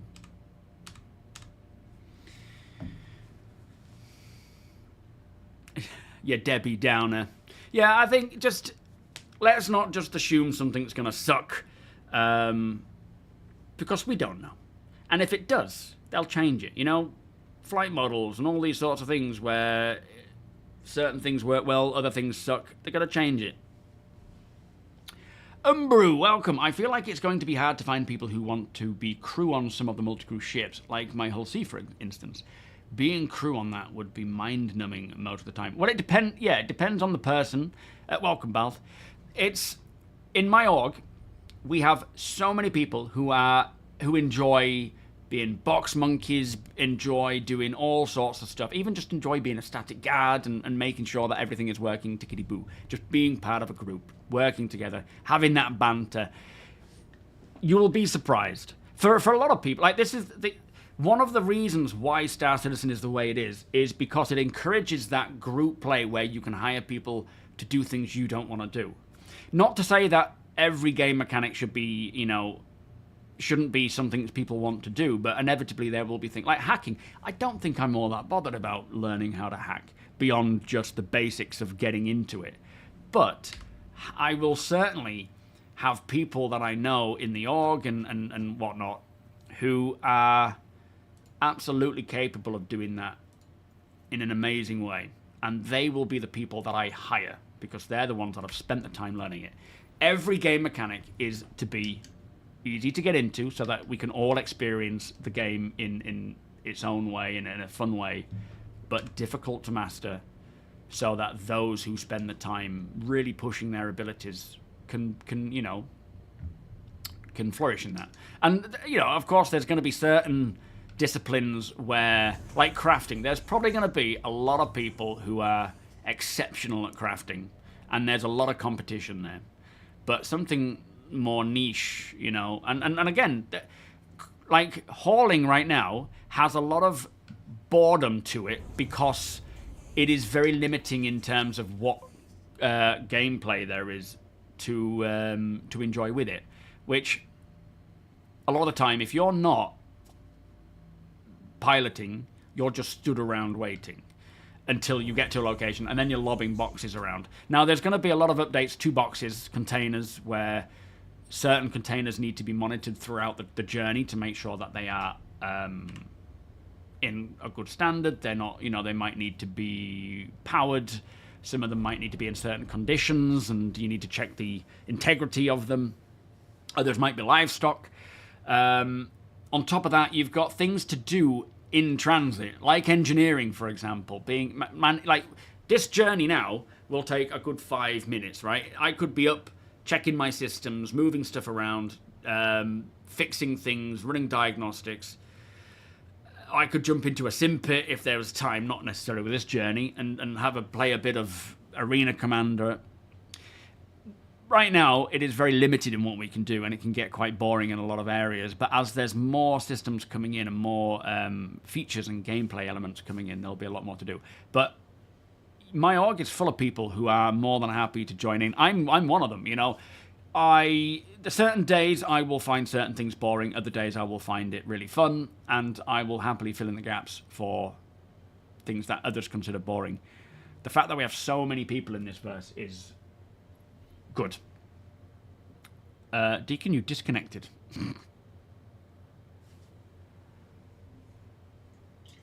Yeah, it is kind of weird. I find it weird, Rob, how the C2, such a big hauler, only needs 2 people to be optimal. But again, I suppose there's trade-offs here as well.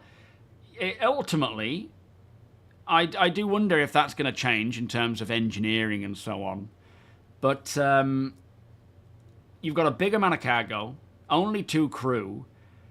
I suppose one of the trade-offs could be you are more vulnerable. You don't really want to be going into dangerous places.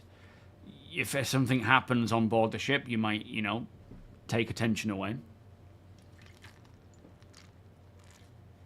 Set up gear for where going. Yeah, absolutely. Getting your stuff... Like, you might just be like, oh, right, I want to get on my way. I'm going to load all this gear into my box, put it on the ship, and then when I'm in transit, I'll go off and I'll just put that suit in that locker. I'll equip that weapon to the... You know, I'll organize things. Not to mention when we have AR mode and we can decorate our ships with furniture and items and just memorabilia and all sorts of random crap. There is going to be plenty to get on with. But don't think that because there's something you enjoy that everybody feels the same. But in the same token, oftentimes, you know, on average, chances are if you're not enjoying something, then others won't be as well. But it's never as black and white as that. Or is it a crash to desktop? Well, yeah, I mean, NPC crew, that will definitely open up the potential for a lot of solo players who want, you know, to man bigger ships. It'll definitely expand that for those players. For me personally, NPC crew, I would rather hire a real person, but of course, there are many who want NPC crew. The downside is it's not until post 1.0, which is a shame, but yeah. Yeah, pool tables. Yeah, I forgot about that. I've got a pool table in my ship, and I can't use it right now.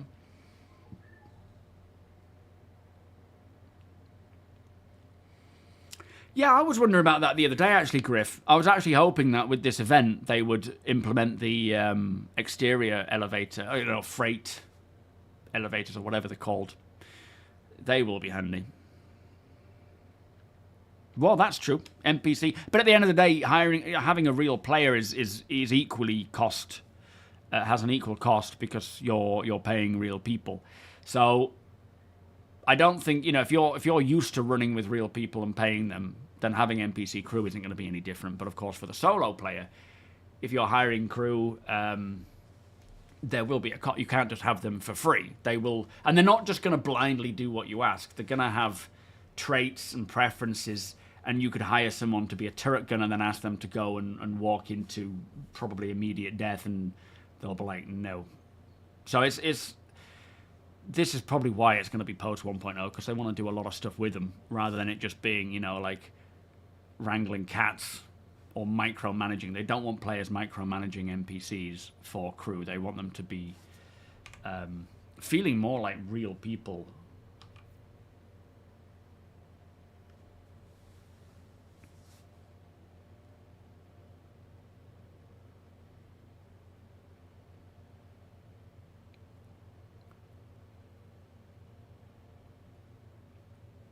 Oh, I hope the medical treatment goes all right, Balth. Sorry to hear that, mate. Something about crime stat, actually, is that real player crew, which can group. CS, what's CS, sorry? Org and sometimes confront other orgs in the verse, of course. Are you saying about crime stat? Oh, stat. Okay. Something about Star Citizen, actually, is that real player crew, which can group. Well, yeah, I mean, at the end of the day, on average, I think the idea being real people that you play with are on average going to be better than an NPC that you could hire. But it's not going to be, you know, a simple fact that you can't hire NPCs that are better than players, because I'm sure there are things that I would absolutely suck at that an NPC would probably be better. But they come at a premium, right? You have to pay them a lot more to get that premium, or train them up to a point where they're actually really good. So, yeah, it's on average, a real player will at least be able to think for themselves. I mean, with AI advancements, if they actually have AI,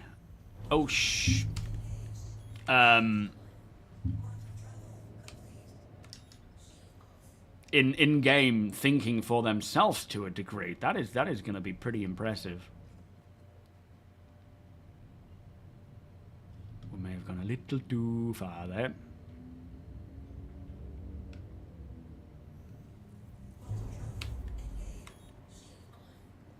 Are we actually going to the right place here?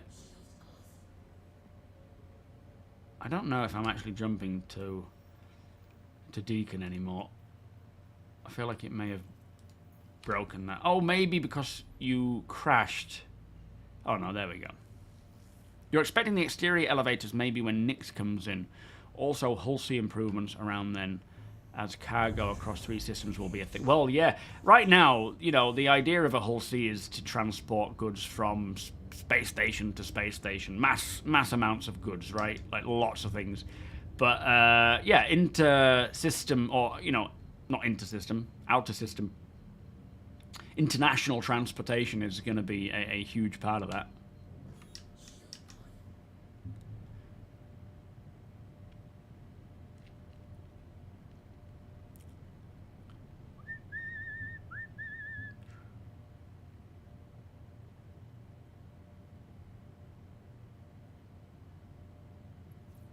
Yeah, absolutely, Ubru. I love being a captain of a reclaimer, just having, you know, people handle all the other bits. It'll be so nice, like, even having an engineer on this ship and, you know, relaying information to the pilot, to the captain, so that they can decide what might need to be done. Gonna be pretty cool. How are we all getting on?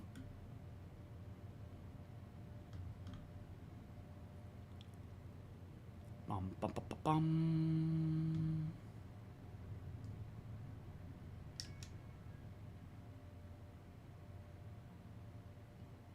Intergalactic planetary. Is it interstellar? I suppose that's the terminology, isn't it?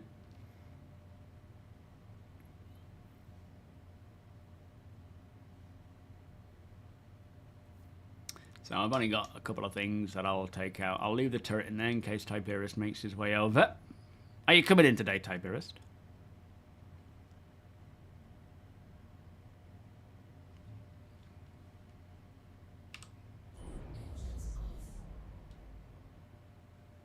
Now I must remember my helmet. Excellent. I'll keep it in the ship. You can drag it out of there. And then I think we are square finally after that big debacle at Hathor. That was a bit of a funny incident. Let's put a helmet on now then, as the bridge is missing oxygen. Oh man, I can't wait for engineering. It is going to be so cool just seeing how that's handled. Putting out fires. Oh, it's going to be fun. I do hope. I think one quality of life that we can all agree about is getting things like pool tables working. I think it should be prioritized more.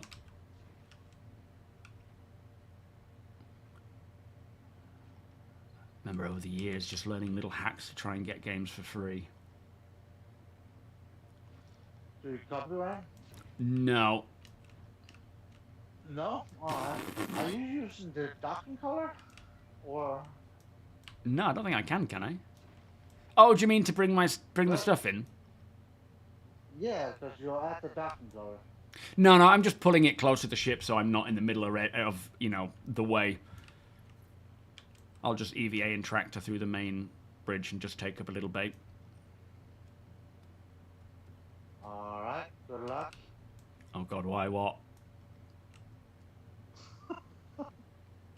What? Tell me, what's happening? Close up. What, from EVAing? No, bringing boxes through the docking color. No, I'm not using the docking collar. I don't even have boxes. I've just got a Revenant shotgun, Revenant Gatling gun, and a shield. And I'm just going to EVA through the main door, not the docking collar. Through the hangar door. Ah. Yeah, don't worry. I wouldn't risk anything. Too much.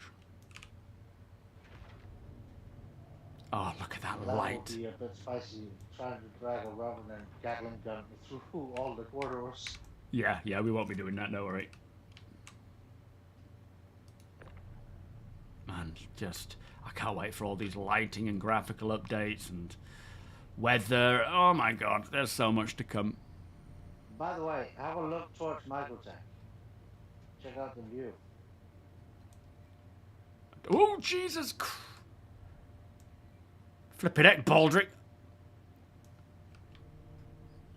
I mean, I realise I'm a tiny human and you can't see me. Which one's Microtech? There's like 3... Is that Microtech and 2 moons? Yes. How weird is that then, that the 2 moons are, like, bigger because of proximity? It took a while to get here. Yeah, fair enough. Keeps us safe, though. Yo, Profeta, how you doing? Yeah, it probably will be a bit of a headache getting through the whole first implementation of engineering. And I can't wait. I can't wait to just learn each ship. Now, this is... there's going to be a lot of benefits to specializing on a ship than just being, you know, an all-rounder engineer. Like, I can't imagine being an engineer on the ouch, on the Idris and you know, having to handle it everywhere else. Oh, thank you very much. Have I got a bay for myself, Deacon? Yo, matey. It looks like G11 is clear. Copy that. Yeah, arcade machines, that'll be cool.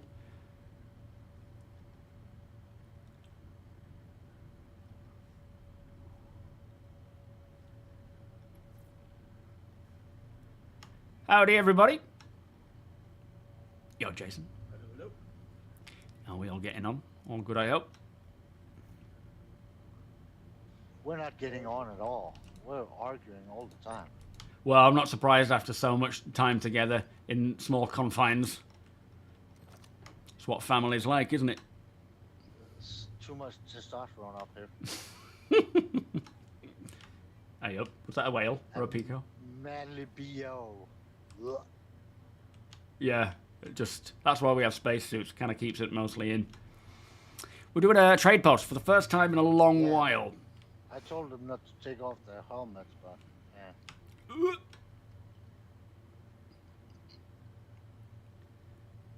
EVA!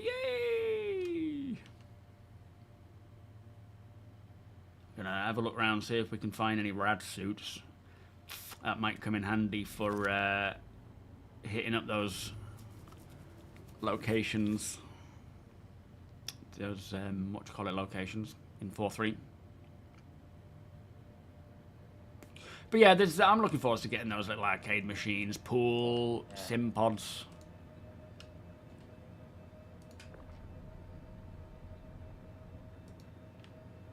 Stay.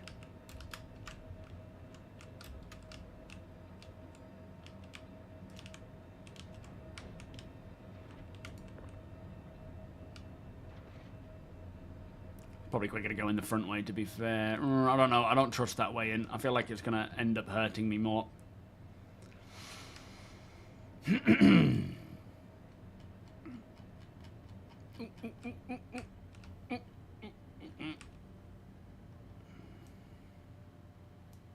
So confusing when you see it upside down. Like, that's the bridge. Very confusing. Yeah, I can't wait for games inside my game. I remember the first game I ever played that had a game in the game, and that was Shenmue. And it was just, it felt revolutionary. It was like, oh my lord, I'm going to play this in-game all the time. Baldric, what are you selling there, sir?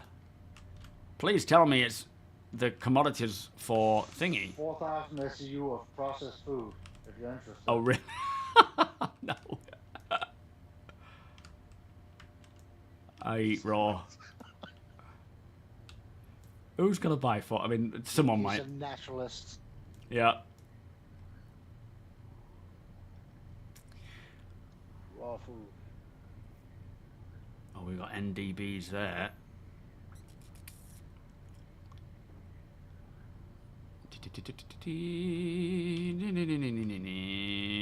Raw food. Right. On that note, let me go for a piddle, and then I'll get shopping. Go for a piddle in this corner. Don't look, city. I'll leave you with a better view than that, though.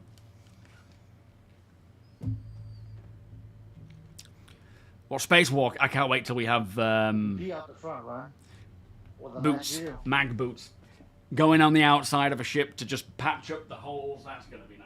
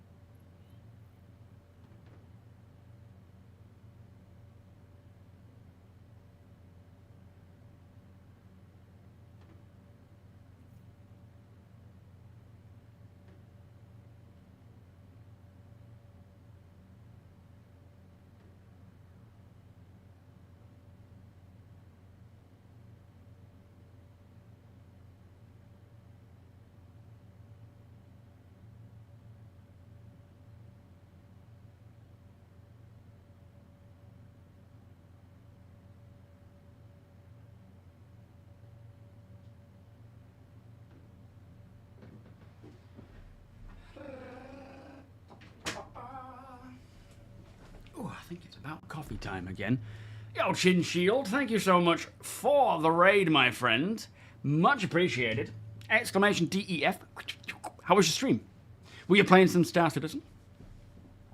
Thinking about taking a raft and picking up all the dropped food and hydrogen around Pyro Gateway, but it's a pain to sell it.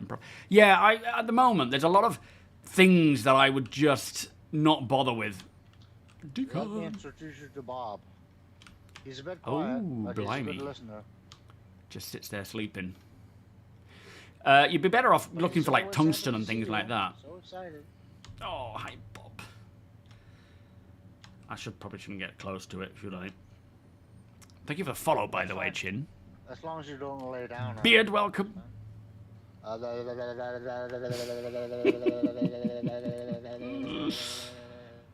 Oh, nice. It's a new novelty. I take it nothing gets it out then. No. We've Sure tried think so. everything. Even SRV, we even tried to remove the railgun to see if he popped out the bottom, but nope. Well, 4.3, we can only hope. 4.3, you're my only hope. Part of the ship, part of the crew. Yeah. Gene, welcome. Golden Saucer. Ah, I've never heard, I didn't play the Final Fantasies. They've never been my thing, so I missed that one. Bless your beard. Bless you, mate. Oh, now the pressure's on. Citizen box is still here. Haven't reclaimed her since.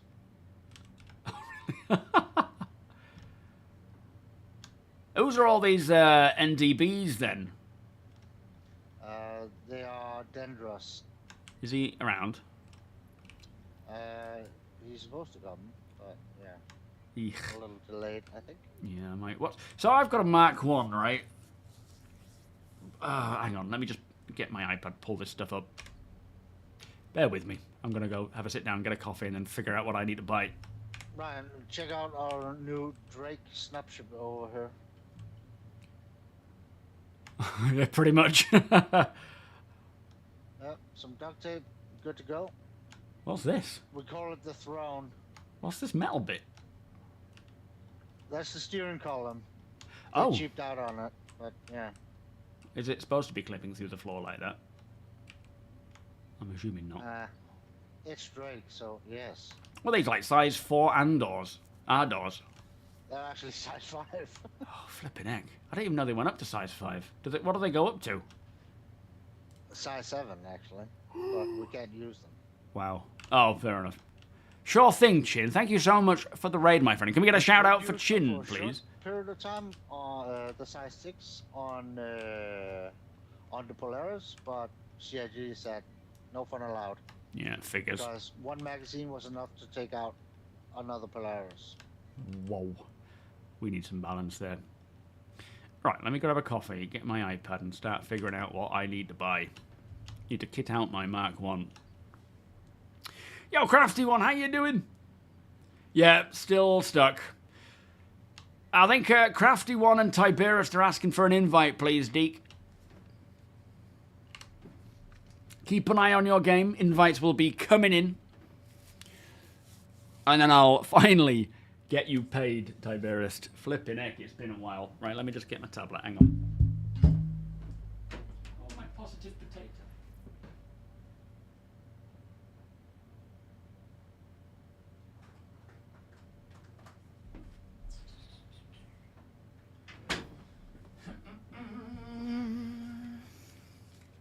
But yeah, if anyone's watching, they want to come and browse the wares of any of our traders, or if you are interested in a Rampart shield or a Revenant Gatling gun. Wait a minute, where's the Revenant Gatling gun gone?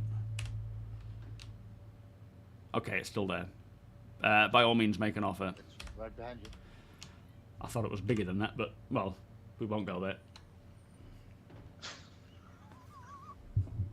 That's what she said.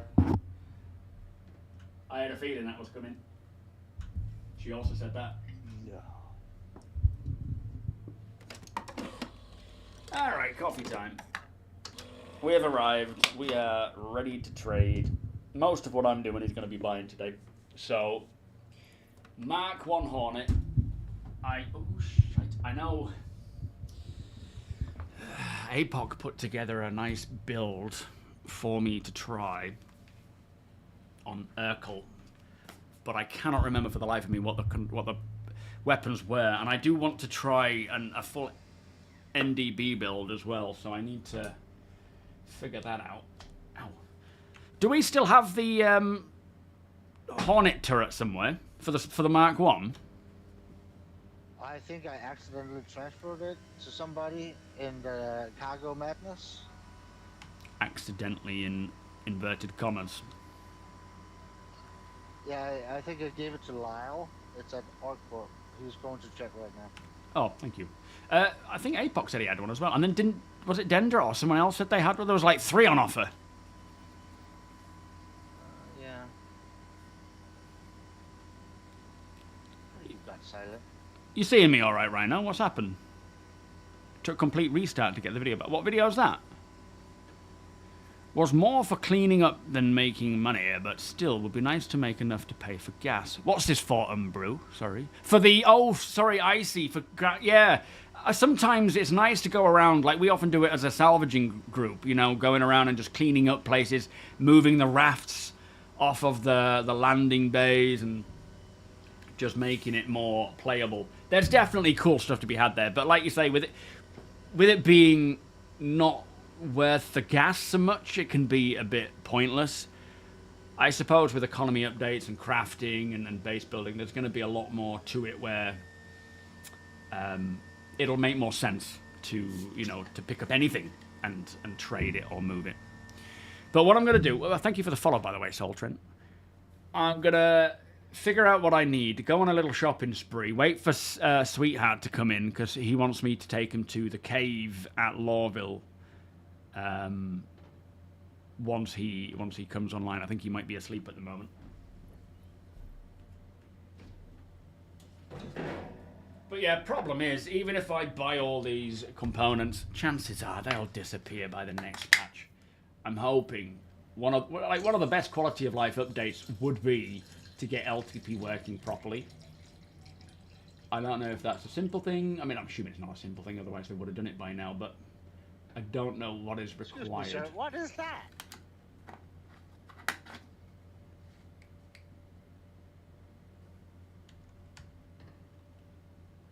That looks like it was an Ardor.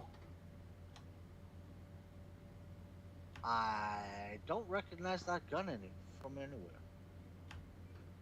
Malagasy, what have you got there? That's a new one.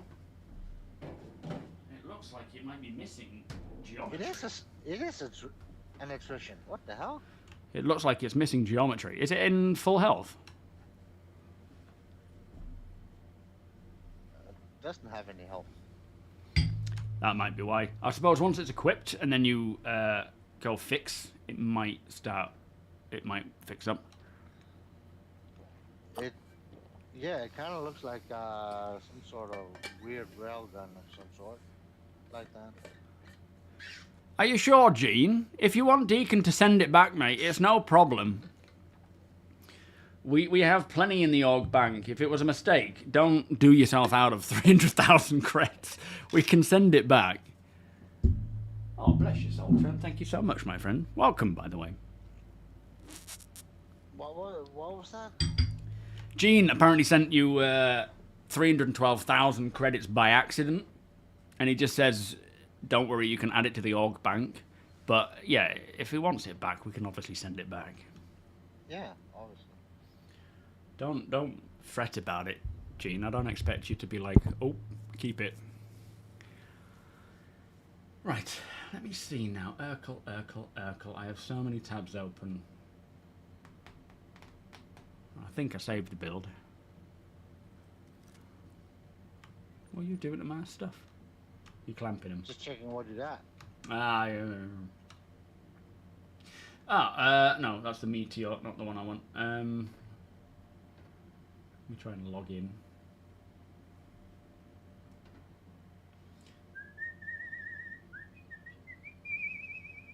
Is that the right account? No, of course it's not.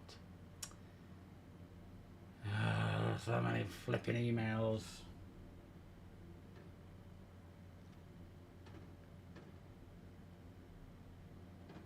Oh, let's just leave it like that for now.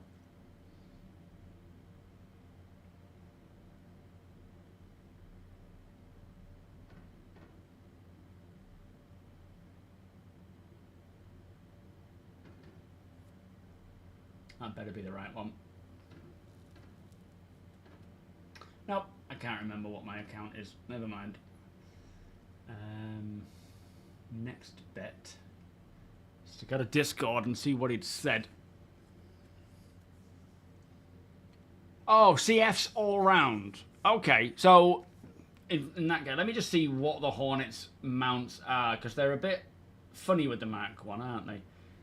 So, Anvil, Hornet, Mark 1, F7C Mark 1 to be specific. So it has 2 size 3 mounts, well, 3 size 3 mounts, but the nose turret is a turret and not. You can't put a weapon on it, unfortunately. You have to have the thing, and so that would be, well, bulldogs all around there then. So bulldogs, so 2 bulldogs, which I think I already have. I already have a panther, I believe, maybe 2 panthers. And then if I was to get a size 5 weapon would be nice. If I was to go CFs all around, that would be a rhino. Let me have a little walk around and see what people have got so I know. When you spawn the Pisces back, it will have boxes. Lyle has some ship components. Pretty nice one. They mill A spec. Yep. Lyle! It's a VK00. Which is his booth? Where is he? Is he gone? Oh, has he gone to get the He's over by turret? Steve. He's on 7. Oh, I'm not seeing his name anywhere. Oh, he just went to get the turret. Yeah, yeah. Oh, cool. Alright, let's have a look. No stealing, I 2 promise. ramparts here.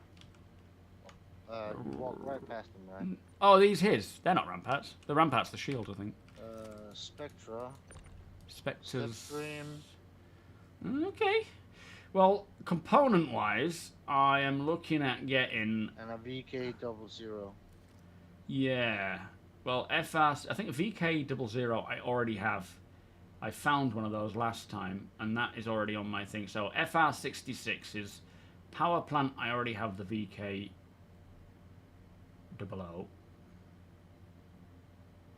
Oh, not power plant. What am I looking at here?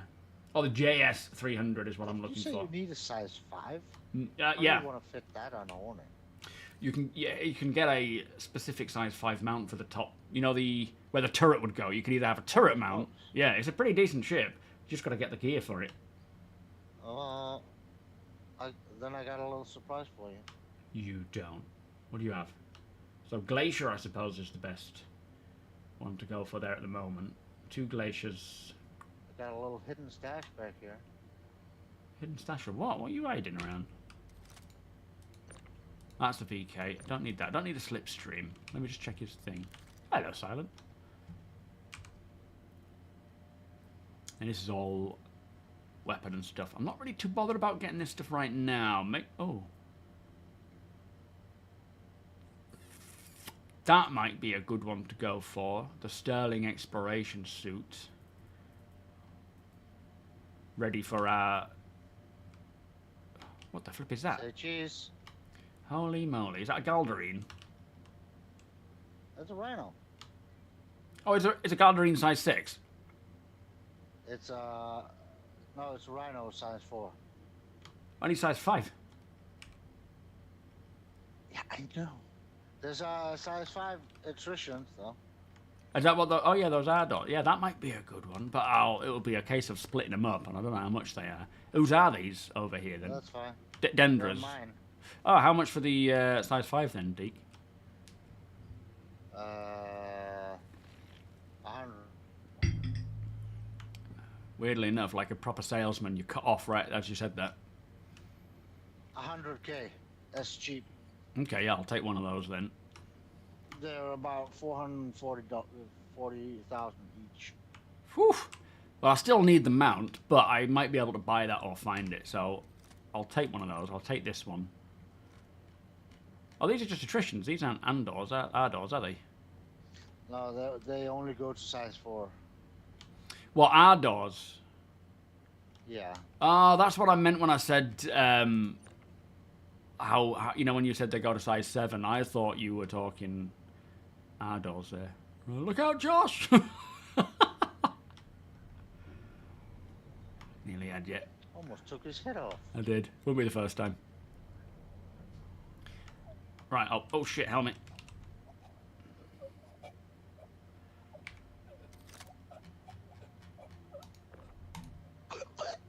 You need to fill up your suit. I think so. It just seemed to stop working there. No, it just needs time to fill up. Oh yeah, yeah, we're all right. All right, 100k. Let me just lob this in my ship and then I'll be back. This will be one to have for. Huh? And we'll never see him again. Yoink! I can't hide. It's CEO, mate. You know, there's no hiding. You know where to find me. You just gotta ghost me from now on. Yeah, I know that. I know that. Yeah, I'll be trying to get it out with all military spec. Hopefully this, what do you call it, turret as well. I'll need to get the, so I'll be able to swap it out. Like ideally, there's an image that always rings true with Star Citizen, which I know is taken from a traditional sort of military fighter pilot, like fighter ship plane image, where they showed, it was the Buccaneer, I think, where it has all of its ordnance laid out in front of it, all of its potential ordnance and weapons, just, you know, upgrades laid out in front of it. It's one of the cooler images we have for a ship in Star Citizen. I'm upside down, aren't I? That's why I can't find it at the bottom. And it kind of makes me think of what it's going to be like for us loading up our fighters, where you will have, and this is, you know, as time goes on, like that. The reason why there won't be a meta is because every situation is going to be different. There will be a meta, of course, that, you know, hear me out. So you've got like a Hornet Mark 1. There will be a perfect meta for that Hornet to take on an Arrow, for example, with its specific loadout. But knowing exactly what ship you're going to be going up against and its loadout, it's going to be hard. Unless you are fighting a specific, you know, pirate that is well-known, player pirate, well-known for his loadout, you will be able to put together a meta to take on that specific ship. But the minute you start fighting any other ship, that goes out the window because their loadouts will be different. So having as much variety with your ship. So for me, for example, having the speciality size 5 turret or the C4 ball turret, depending on what I'm planning to load out each day or for each mission, I want to have a range of everything that I might need for any situation, so that when I'm like, right, I'm taking out my Hornet Mark 1, this is the opponent that we're likely going to be coming up against the most. Let me put together a loadout for that person or for that ship. New message of the day. Currently working on a new 4.3 build for a potential PTU release later today. Man, I hate these generic posts. They're just like, what's it going to have? Tell me. But that's good. Fair enough. Thank you, guys. Thank you, Wonko. And Sandman well, thank you, Wonko, for pinning. But yeah, so having as many different loadout options as possible is going to be very beneficial for just making sure you're ready for whatever ship you're going to come up against.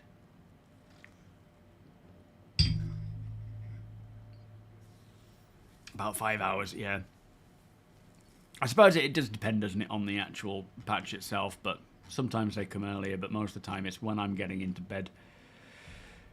Did they slow down the TAC quantum travel? I don't know. Should I expect you a little later? Where are you, Deacon? Why? Oh, hang on. It'll be who's in game first, maybe?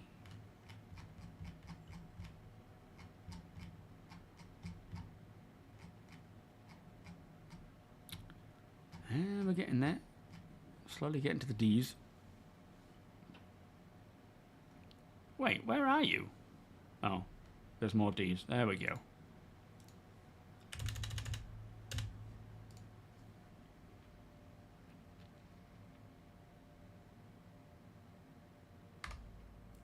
There we go.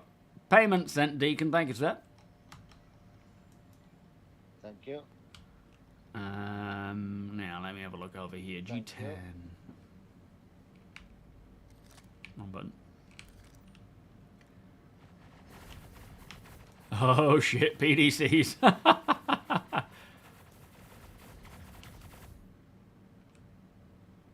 Who's that? Crafty?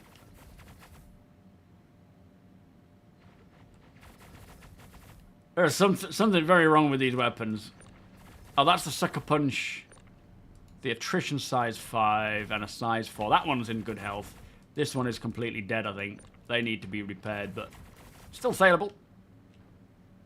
Do you know, actually, something in the monthly report. Let me just read this one sentence that I am hoping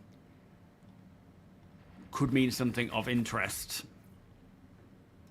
See if I can find. In fact, I've got it on here somewhere. But where was it?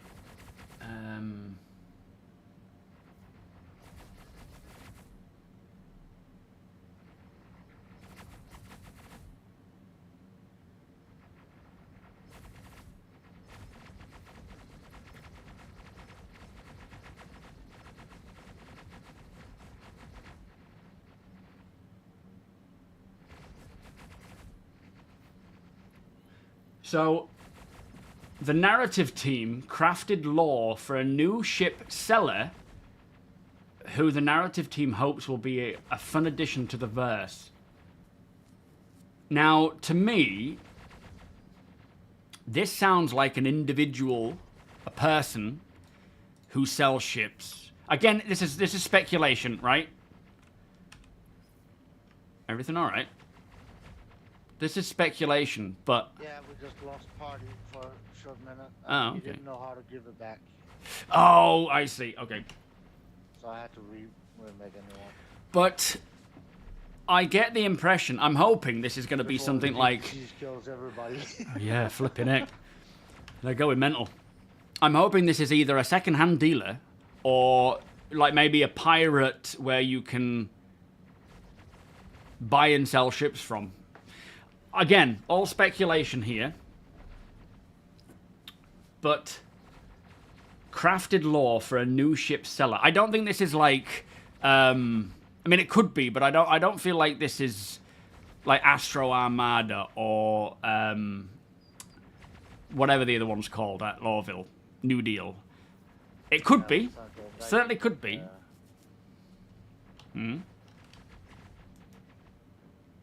But I feel like it might be something else.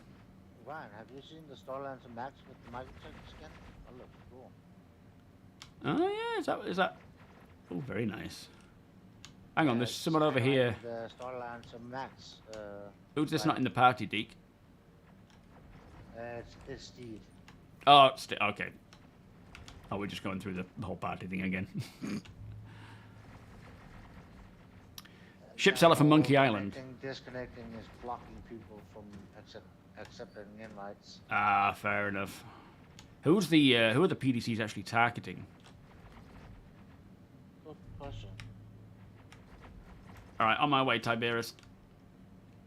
Do we have Tiberius in the party? Where is? Where's my ship? There.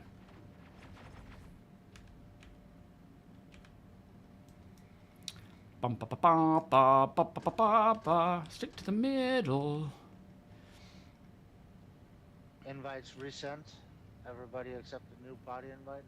Keep an eye out, guys, for party invites. Make sure you're accepting. Hang on, is this Tiberius? Is this your red Starlance attack, Tiberius? Is this you? Yeah, I'm hoping that's... Not necessarily the ones that we've bought, but obviously... Sorry, yeah, the ships we buy in-game, the...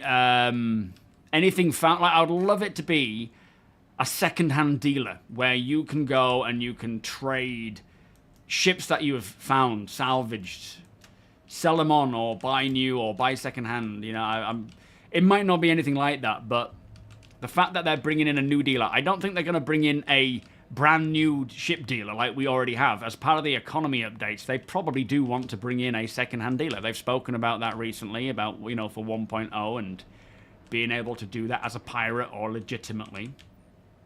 Ow. So I really, really hope that's the case. Because as a scavenger and a salvager, imagine just making your money taking in these broken old ships. How cool would that be? Yeah, it would be a godsend. And they know that. You know, they know we want that. They've spoken about it in the past as well. So I'm hoping that one sentence is referring to someone like that. Yeah, my words are gold. Take it as fact. I wish. Oh, I nearly blasted that coffee everywhere with my nose snort. The new salesman. Let's have a look. I hope it is someone who's really sketchy looking. Yeah, exactly, Law. SRV owners, a way to cash in on the fines. That and an impound would be nice. Wait a minute, we're moving. I think we're slightly moving, and I don't know why. Let's just go and settle this out. There is Tiberius. Yeah, what's... Once you get in... Make sure you're looking out for this party invite, Tiberius. Because then I'll be able to find you. Well, that's a bit of an awkward place to put an attrition.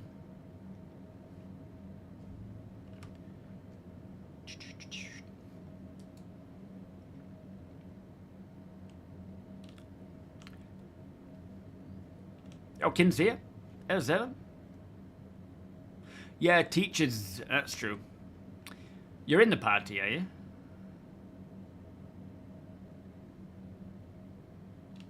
What's your handle? Is it not just It's not just Tiberius, is it?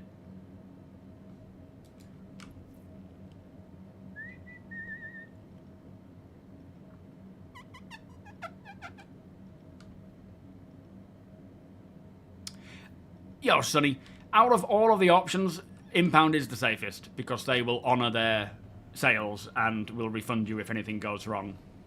But you are still essentially buying from a grey market, right? It's... Oh, flipping heck, we've drifted quite a bit. It's not going to be ever as safe or legitimate as buying it directly from CIG, but out of all of the options, it is definitely the one that I would trust the most. I'm assuming this is him.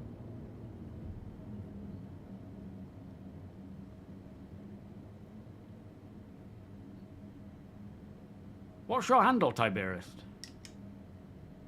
Yeah. I assume is this your red Max or tax? Sorry, you said you were coming in the tac, didn't you? And I assume this is yours.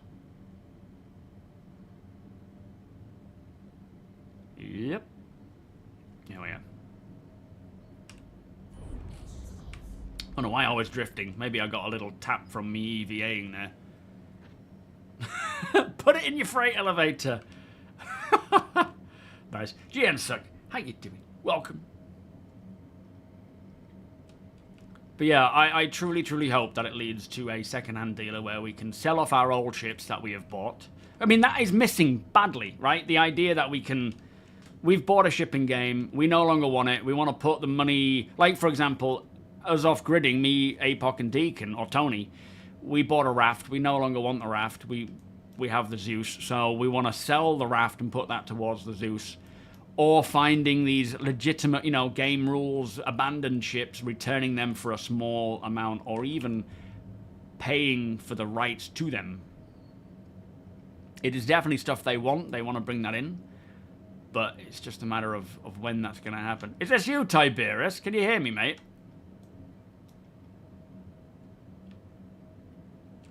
I mean, by all means, you know, grab the turret. Watch out for me, mind. Yeah, you go ahead and grab it. Can you see it? That's it. That's it. Watch out for my everything. Let me take this. It's a good job I don't have any houseplants. Enjoy. Apologies it's taken so long to get it to you. It was a bit of a fumbled accident, losing the last one.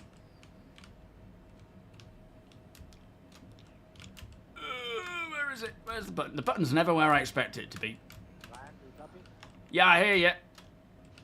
Oh, 50-meter limit. Tell everybody to check their pending. Oh, look, you caught me. Oh, are you going in this? I was checking you. I didn't. I thought you were in your ship. If you could tell everybody to accept the new party invite in pending, because not everybody's in the party yet. Yeah, we'll do. Including Tiberius. All right, everybody, press F11 and check. If you're not in the party, clearly by not seeing the names of everybody in the party, I should probably not do party chat. check. I mean, yeah, I don't need to do it over VoIP because if you're not in the party, you're not going to hear me. If you're within 50 meters, you'll only hear me then. Check, press F11, go into pending, and see where, if you have a party invite pending here, if you do accept it so that we can see you. That's what you need to do, Tiberius. That's why you're not in the party. You probably missed the actual pop-up. Yeah, but absolutely, Tiberius. We finally got there. You're in the party now. Took us a while to get that to you, but we got there. We always deliver. SM Borg. Might be years later. I still owe Avatar Chris a fish tank. You found a Polaris yesterday in those mining asteroid bases. My friends and me took it to Pyro to do some bounties and stuff. It was really fun, and it was full of cargo for the event. But can you imagine, though, like, coming across these ships and being like, you know, you might just come across a Talon and think, oh, if I can get him on board that, I'm going to take that, and I'm going to... A game rules one, you know, one that's no longer owned. Obviously, if it's owned, it's still owned. You can't, unless you're taking it to... Don't mind the dead body. Was that Mighty? Yes, it was. What did he do to you? He tried to erase chat and killed himself. Good job. Good job, Mighty. At least your other body's still here. Like a real pro security guy. Yeah, yeah. That's the safest way of doing things. Yeah. What are all these boxes? Are these just random things we found? New traders coming in. Ah, fair enough. Right. Ah, Lyle, did you manage to find that turret by any chance? Did you have one? He's fallen asleep, look. Fallen asleep on the job. Was that you shaking your head? Hang on. VoIP only allows so much movement. It was too big to go in his ship. Oh, fair enough. Okay.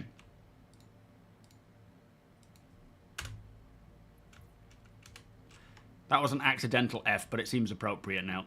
Thank you for checking anyway. We'll pick it up another time. Press F for respect. Yeah, that was an accident. Those NDBs, they're dangerous. He's not here yet.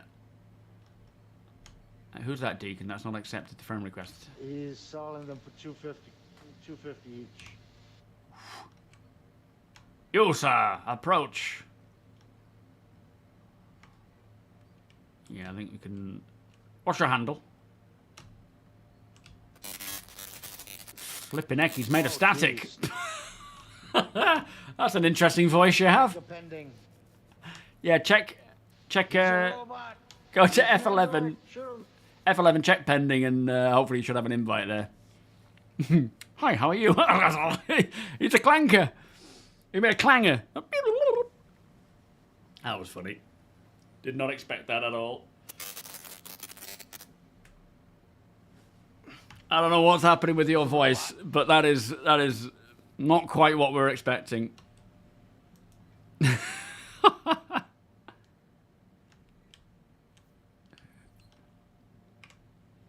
Who did I just accept as a friend request? And that would have told me who it was. Might want to look into your VoIP stuff there. I'm not sure what's happening there, but you're sounding very staticky. Who's this wandering the halls as well? They don't seem to be in the party. You! Milady!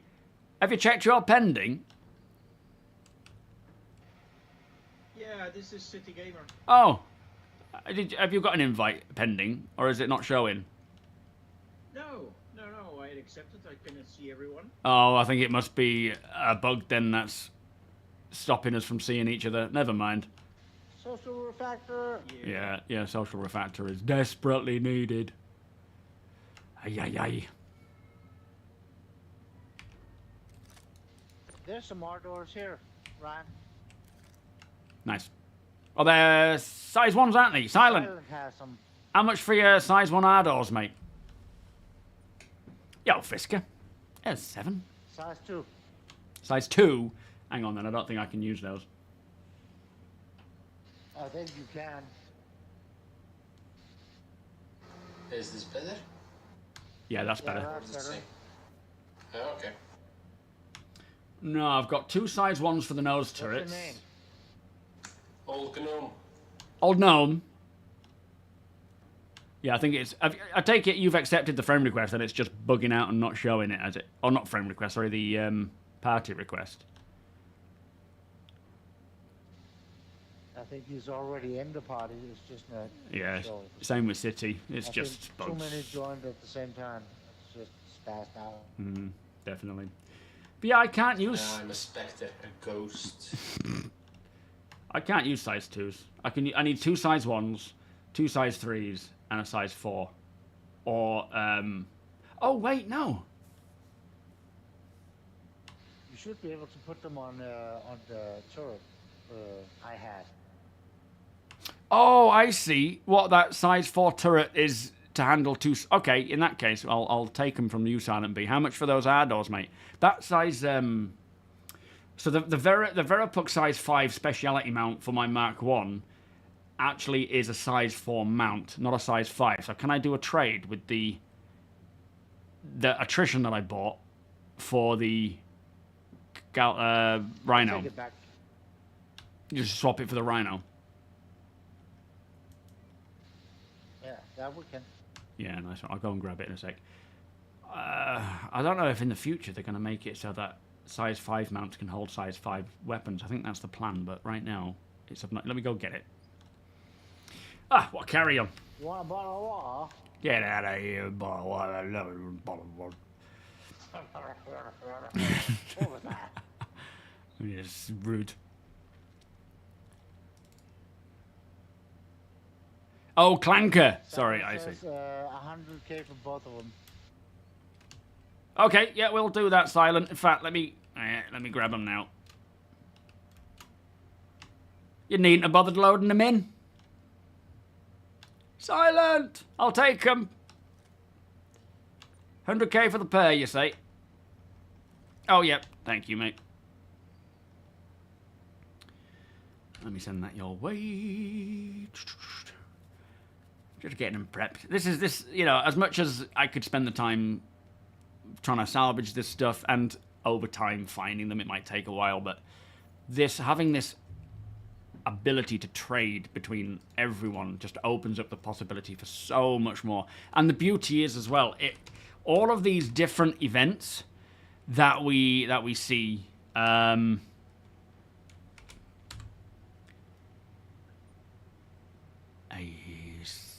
hang on, let's just check the right person here. Yeah, all these events with, you know, needing keycards and all these different things that we need. It just allows you to grab things super quick and easy.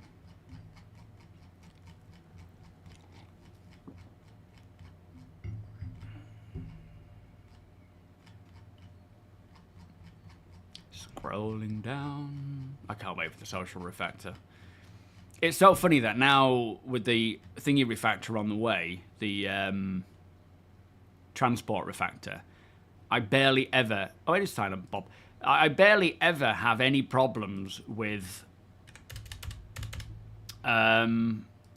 trains and things. So it feels like it's less of a priority. All right, Silent, that should be sent now, mate. It feels like it's such less of a priority. Is our ship moving, Deacon? Yes, it is. Intentionally? Unintentionally, I'm checking out. Okay. Right, let me grab these size 2s. Very nice, very nice. Hopefully my ship doesn't blow up. Wherever it's gone. Probably wait for it to finish spinning before I try and EVA over. Where's my ship gone?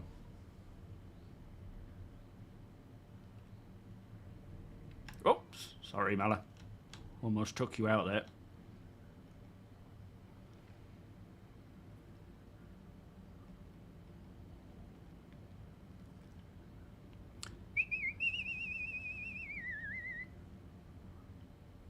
Yeah, I tend to go if I ever pledge for anything, it's usually a CCU more than anything, you know, like buying them. But I tend to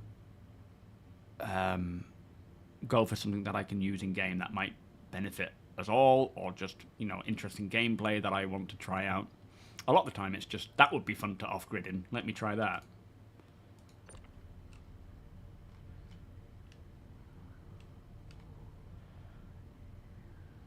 Everything alright, Deacon? What's happening, mate?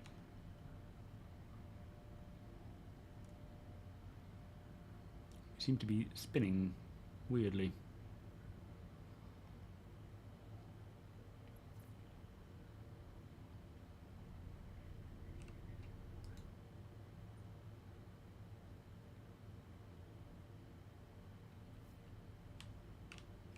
I don't know where my ship is, though. Ah, there it is. Alright, back in position.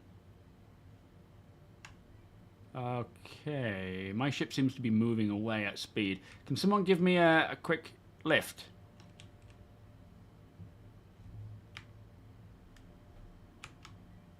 Seems to be moving. I think we might have nudged it and it's just moving off. Who have we got out here? Impossible. Oh no, I can get to it. It's alright. Let's spin. Yep. I reckon you did. I've seen you're flying. You don't think you'll ever pledge for something new? Well, true. Talk it off. Where is he? Yeah, I turned engines off. What's all this crap out here? This must be whoever got attacked by the PDCs.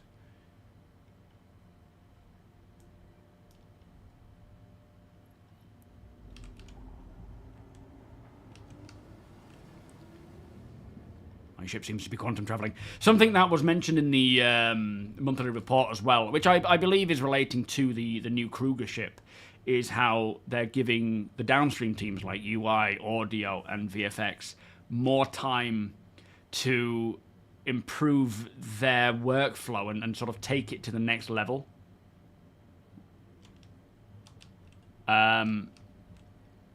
Which, after hearing about the updates to the audio team, I'm hoping should result in some really cool sounds, both, you know, engine sounds and mechanical sounds and just anything for this new Kruger ship.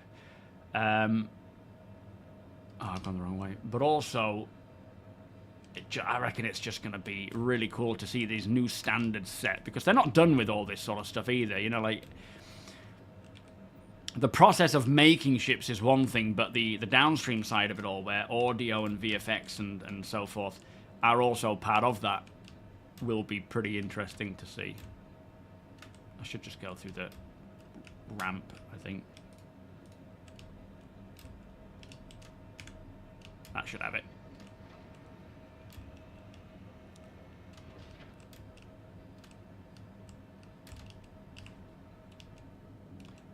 I knew that was going to happen. Just fall straight out the other side. Aye, aye, aye.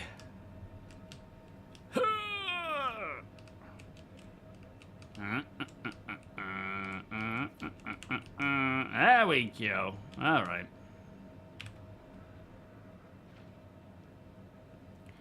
Good afternoon, Kevsky. That's all right. I haven't really been streaming, to be fair, mate. It's been a bit hit or miss because I've been poorly.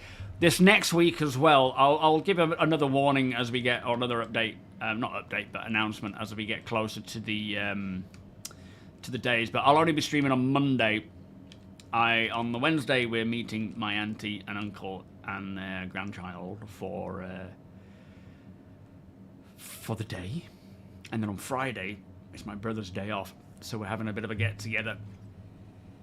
So it'll just be a stream on Monday. It was supposed to be Monday we see my auntie, and then Wednesday streaming and Friday not. But unfortunately, it's the only time that they can get off.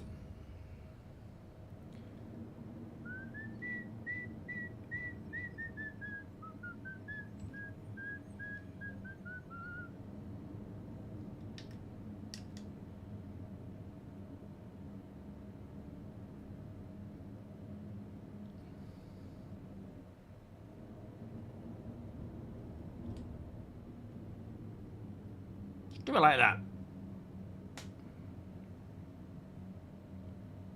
So just keep the engines on and it won't do it. Yo, Zen. Yeah, I don't know what happened to the the Idris, but for some reason the Idris was moving. So I'm assuming it kind of nudged into my ship, which caused it to then just slowly spin.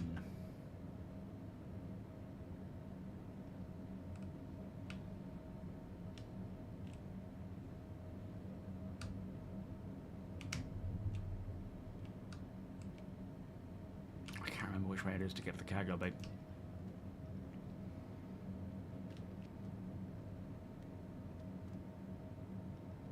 Yes, the jukeboxes. They were music on your computer. So there was a file that you could upload music files from your computer into the jukebox, and then only you can hear it. I mean, you could. I used to have that jukebox in my hangar playing Pedro's music, and you know, like proximity based. The further away you got, you could hear it. It was just going to be so nice when we're actually like repairing our ships and doing things in our hangars for a long duration of time, just having this music on the background.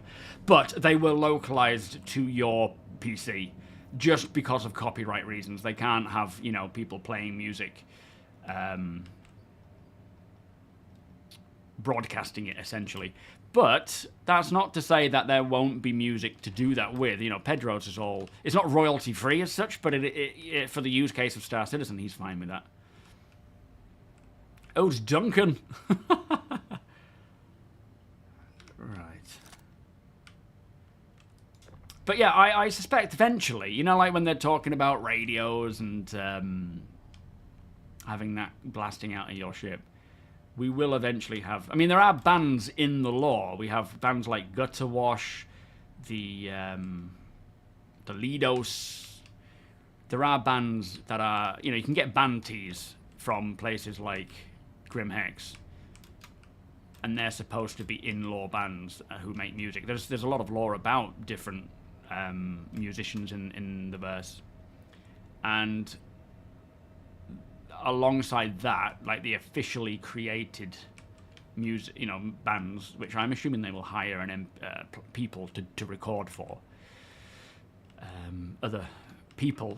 Like, a lot of the music I use as well is the unofficial Star Citizen soundtrack, which is just random composers and people who have created music for Star Citizen, like, inspired by Star Citizen. Miguel, one of the, a great composer who I also use his music. A lot of his music is inspired by Star Citizen. So the majority of these people who make these sorts of music will do them for free. I mean, I have written songs for Star Citizen before and not gotten anywhere with it in terms of like getting it in any form of let's listen to this together kind of state. But I will certainly do that. Can't guarantee they're going to be any good, but for just sitting around in a ship cargo bay, you know, or a hangar waiting for your ride to appear, it'll be fun to play that. Get them on the radio, in-game radio. I think it'll be so cool.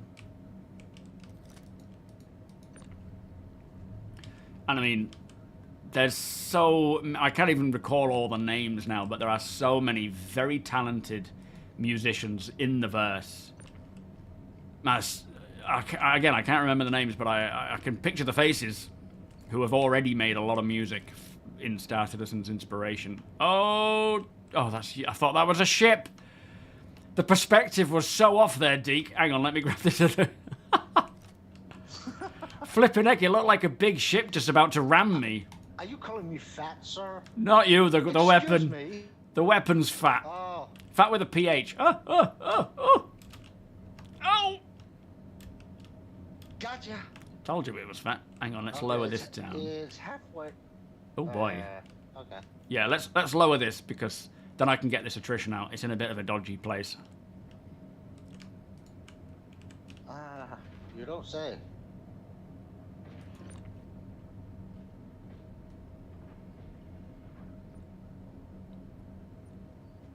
Whoa, that's not liking that, is it?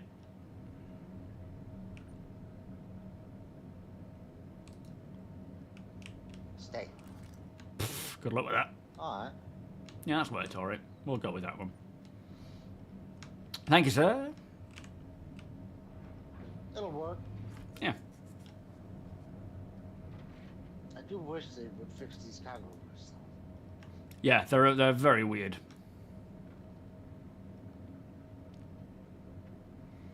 Well, they do want. They've said it as well that they want us to be able to stream to in-game TVs and things. Whether they can do that or not, like I'm happy for that to happen. Yeah, I'll give consent, but it depends on what you miss out on it in terms of revenue and just copyright and whatnot. But I think it would be kind of cool being able to watch me in-game or watch anyone in-game streaming.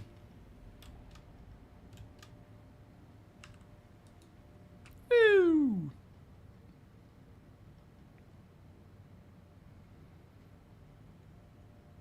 Alright, business done there, nice.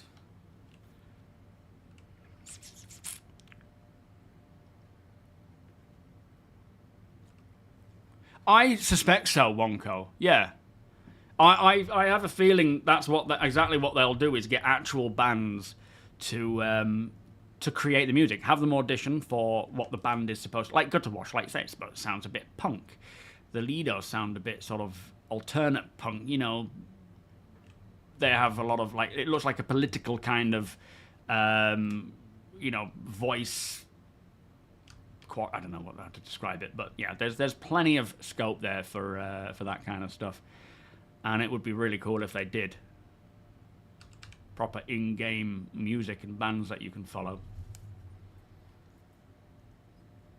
Oh, my ear. What am I doing there? Maybe I should stop doing it. Something hurts. Stop doing it. Someone just hiccup then. Anybody wanting a Revenant Gatling gun or a Rampart shield?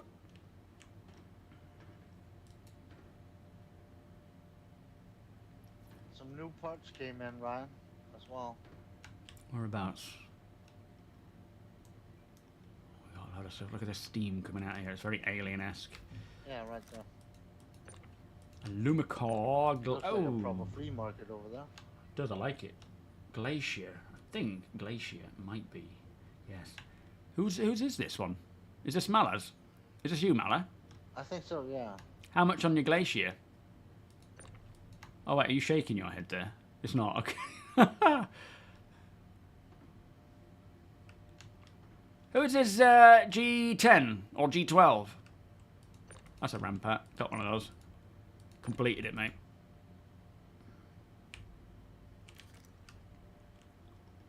Is it yours, Crafty? Is this your spot, Crafty? G10?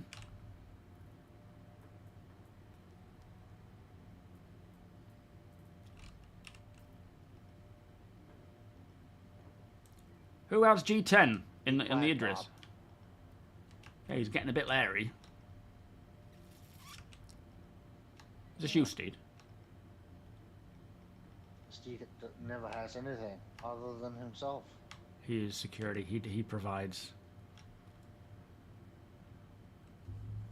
He's not for sale, though. He's mine. You've already disposed of one of him.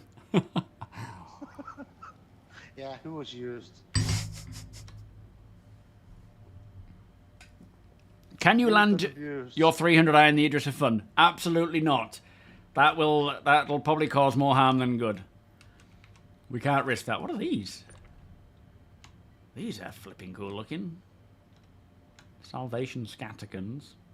Wait, this thing's moved. What? Grey Cat MTC? Yeah, it fell off my my MTC. Oh, I thought it was part of the chair. I couldn't understand why it was clipping there. No. I might make a nice decoration. It's missing the other light guard too. Oh, yeah, I see. Oh, dear. I need to change my trout. I've got some joggers on again and it's getting a bit warm. Are you guys keeping all that stuff in the Idris when you store it or transferring it to the hangar? Gene's asking if we keep most of this stuff in the Idris or do we transfer it when we... I guess it's a mixture of the two, isn't it? Depending on who takes what out. Yeah, usually some of it ends up in my inventory. Right. If people just leave it, but yeah. Yeah, I think it depends on who it is. Grit, so yeah, true. It would be nice if people took their stuff with them after, because we need it tomorrow. Yeah, fair enough. Yeah, Sonny, anyone can join, mate. Send Deacon a friend request. So this name here, look. Continues. Certainly does. You've been proper grinding away on that. So DECAN. Ooh! That was close. Whoa. Look at that for Nice dodging. dodge. Yeah. It's alright. I've had worse thrown at Oh, me. proper Neo move right there. Yeah. That was, what do they call it? Bullet time. Bullet time. Yeah. Yes, that is wear and tear. Well, some of it is wear and You're tear. playing, you know. You what? Max Payne. Oh, yeah. But they have bullet time too. Oh, I love that. Yeah, that was a good game back then. Some of it is wear and tear. Others are just the way it looks. But this ship... Oh, no, this is a new Idris. The Revenant's been claimed recently, hasn't it? No. It was only in the beginning that we had all those hangar. Oh, okay. But she's been almost operational for coming up on 4 weeks. Wow. And she's been used heavily. Like you've been taking it out day after day for Every hours. day she's Yeah. been daily driven. Yeah. Every day. Like, minimum 4 hours, maximum 9 hours. Yeah. Every day, Deacon and various members of the org have been going out day after day for, as he says, minimum of 4 hours, maximum about 9 hours, running missions for the resource drive, gathering all the commodities, and then cashing it in at the end. And it's been like that for 3 weeks. So part of this is pretty much wear and tear. Some of it, I don't know, it might be just the internal style, like the visual style of it, but most of it is I suppose, the actual wear and tear of daily, use cases. Let me just go change my trousers. Can we find out who has that gear at G? Was it G11? Yeah. There was a glacier there. I don't know whose it was. Mala says it's not theirs. Maybe City? It could be, yeah. City, is yours G10? No, City's next to me. City's next to my, Oh, wait, I'm actually sat in City. Sorry. Sorry. Hey, I'm claiming that glacier, Mala. You can have the VK, I don't need that, but I want the glacier. Especially after nearly taking me out. It's Silent Bees. Oh, Silent. So how much for your glacier? And I think Mala wants to know how much for your VK00. I'm watching you, Mala. Yeah, we want each. You ask because your use is full of stuff since the day of one of the event. I never claimed the ship and never lost it. And now it looks yeah, with rust. Absolutely. It's so nice seeing your ships age and degrade. Like, I don't even know if everybody knows that happens. Most guys here probably do, but there is, a lot of the ships. Oh, it's all 50k. I'll take the glacier, and I think Mala probably wants the VK, mate. I'll send you that over. But yeah, ships age. They get wear and tear, and the paint looks old, and holes start appearing. Generally, where you've been bashing into things, but still. Bum bum bum bum bum ba-dum. Gentleman and lady. Yeah, there's been a lot of cargo going through the 73,000 standard cargo units of that stuff. Oh, it's kept it where it was. That's handy. But where's Silent? Ah, there he is. It's very handy it's kept it in the same spot. Just need to get that turret somehow. Do you know if Sweetheart's online yet?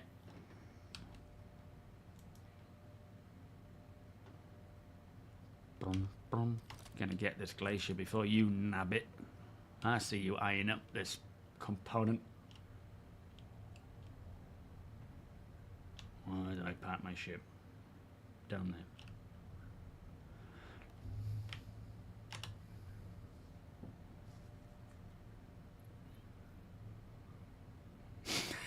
there. Easy, calm it down. Silent B, Silent Bob are the same people. So it's one of them is the game handle, one of them is just, I don't know, when you go and type silent B, there are 3 silent Bs. One of them they're all pretty much called Silent Bob, but one of them is Silent B, the Silent B, our Silent B. I've grabbed some decent gear here today. We've got the R doors, size 2, for when I get the front mounts. No, for when I get the turret, size 4 turret mount. Got the size 4 Rhino, which I can put onto the top size 5 mount once I get the size 5 mount. It's just a matter of finding them.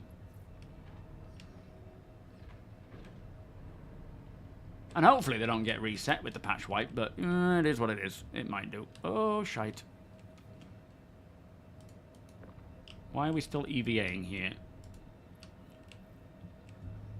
Boop. Hang on. Oh no, that's alright.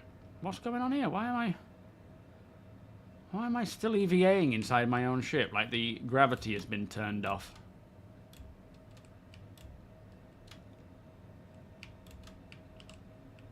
Oh boy, has it lost? It has. Okay, we need to fix this. Let me just... so annoying when this stuff happens. I think if I just sit in one of the seats, it should fix itself.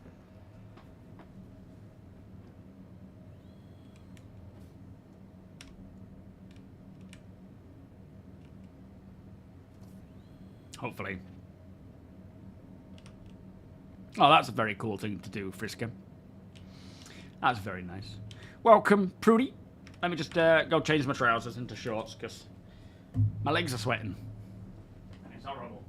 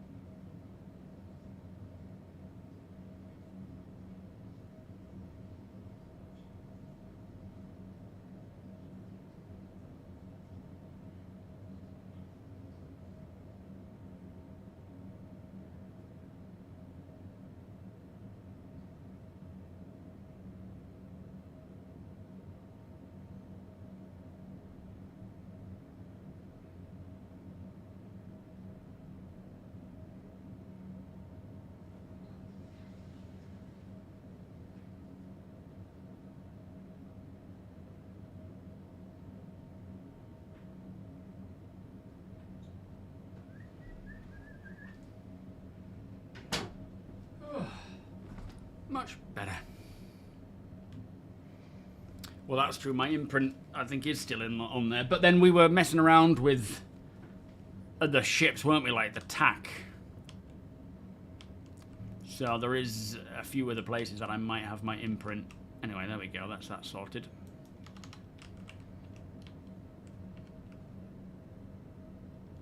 You thought I was an old, grumpy man with a long beard.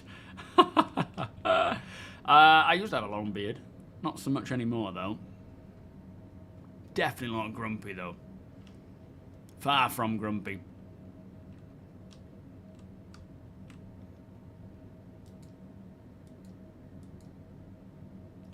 So, we have the size 4, which will be part of the whole CF all-round loadout. We have the R-door size 2s for when... So basically, I can either get a size 5 mount for the middle section of my Hornet Mark 1 and put that on it, or get a size 4 mount with 2 size 2 mounts on it and put those on. So that's that sorted. I have the... Let me just stick that on this cargo bay. I have a glacier, one of 2 glaciers to go on my shields. I already have the VK00 if it saved it. I don't know if it has. And then we need the rest of the gear as well.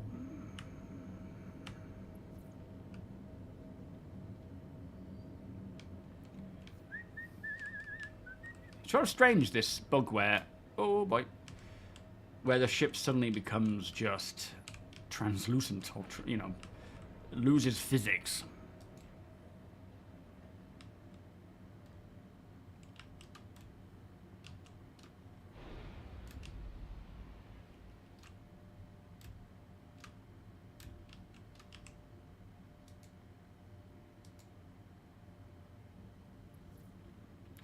There we are. What is the best way for new players to learn outfitting ships? Telonia, welcome. Really, it is just trying to... There's currently a bug where if you do it physically... I can't remember how it works, but I think you have to, like... keep doing it over and over again for it to sort of like keep like bring it up, load it and store it, bring it up again. What's the current issue with equipping components on your ship? There is something that goes on where, you know, it's a bug, not an intentional thing, where it doesn't quite show up properly until you have spawned it, put it back again, and then re-equipped it. I can't remember what the workaround is for it.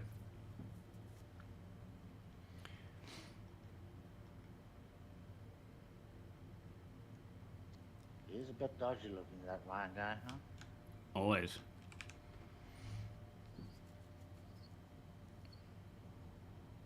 Occasionally, I do seem to either not see the chat or ignore it. Damn right, I'm going to deny it. What did you say that I've ignored? Sometimes it's just I get overwhelmed and forget to check. Sometimes I might ignore it, depending if I want to address that problem or not. Well, to be fair, you have 3 chats to check. Yeah, exactly. There's a lot to go on with. I've got YouTube, I've got Twitch, and then I've got in-game chat, and I've got, you know. But yeah, sometimes I do ignore chat. Mm-hmm. Yeah, that's the best way to see what will fit your vehicle, Telonia. It's a case of you go on there, like for example, my oh Jesus, I'm currently using it here, where I have my loadout for my Hornet, like so. So I go in and I equip what I want, and then wrong side. Oh, it's working. And then I find which one I want for that. You know, what fits it, basically. And it gives you all the stats. I'm not too fussed about stats right now because it's all going to change anyway. But that's the best way to see what components, what weapons will fit, and what is available. And then you can either go and shop for those in the verse, in the shops. You can go out and salvage them from other ships. Or you can come to places like this, make an offer or pay the asking price and see how it goes. Let me just see if Sweet's got in touch yet, because I did say I'll show him the cave, but I don't know if he's awake. I don't know, like you. He said it would be midway through, but I think he's still in bed. The last trade meet we had last Saturday, all the metals and stuff like that for Wigglos sold like hot cupcakes. Yeah, oh, that's the thing. It's like there's so many, and with all these new events and whatnot, it just kind of encourages people to buy specific things like medals and key cards. Right, too. Yeah. Pico balls and what else you But the more of this random stuff that comes into the game, the better, because when it comes to decorating our hangars or our hubs or our ships, this stuff is going to sell. People will be like, oh, I want that houseplant. Or whatever else. Yeah, plus souvenirs from events and stuff you've done in the verse, like the squad. Yeah. Bless you, Gene. Thank you so much, my friend. Can't wait to display all that stuff. Yeah. Especially all our sub gear. Well, a lot of it is, you know, as we... one of the intentions that Chris has always said about traveling around the verse is going to a specific location and getting like a postcard or like a memento from that place, and then having that to display in your hangar where someone may not have been there and they'll be asking about it, and you can, you know, there's a story to be had there. Someone might be invited into your hab and see this snow globe from Goss and ask you how it was, and it just adds to that realism. It's so nice. Kind of like Bob. Yeah, kind of like Bob. Yeah. Bob. Unfortunately, we lost Gary along the way, so Oh. yeah. It's a shame. And we even played a tune for him too, at a ceremony. What was the tune? That military funeral thing. How's it go?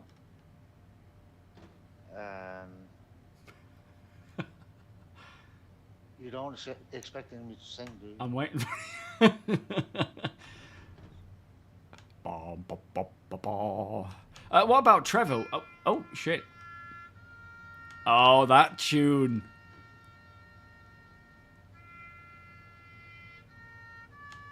Is that slowed down? That seems much slower than it usually is. I don't think so. The last post.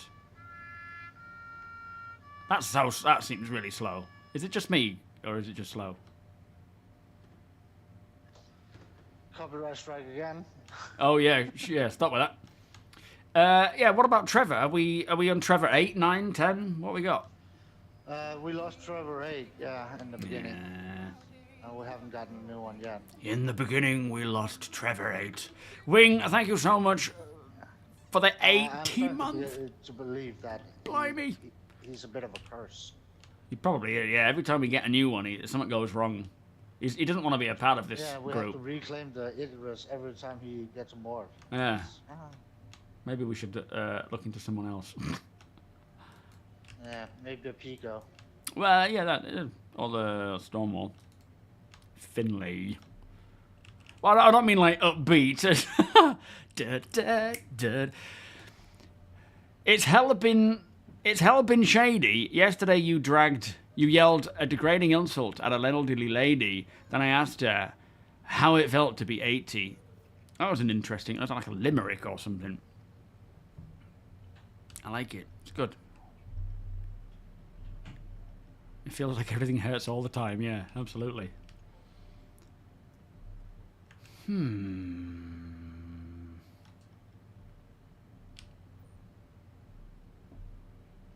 I mean, this MTC has seen better days. How long's it been that you've had this MTC before claiming it? Because she's taken a bit of a beating as well. She's actually brand new. Oh dear, okay.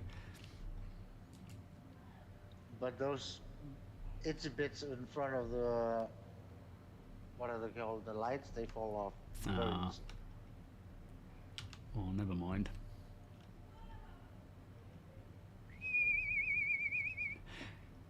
Yeah, it's like, to me, as much as we are in a testing phase, of course. Has been here for a hot minute. Yeah, and you keep having to swap out those, what do you call them? Argos. Now you have 6 of them. Hello, Sonny! Probably can't hear us. But the, 50 meters. shit, what was I going to say now? Oh, the way I play, as much as we are still in alpha, in testing, there's no persistence, I play as if I'm living in the verse. And that's where the fun is for me. Of course, everyone can play however they feel like playing. But one of the intentions of Star Citizen is it's a universe away from your own universe where you can just... I mean, don't get me wrong. I play as me. I don't like role play, but I do in a way. I am just me in the verse. Like, I act the same. Either, in real life, in the verse, it's the same. But this is me living in the verse. And I really, really love that aspect of Star Citizen. That's why I like it so much, is because you can do that. You can...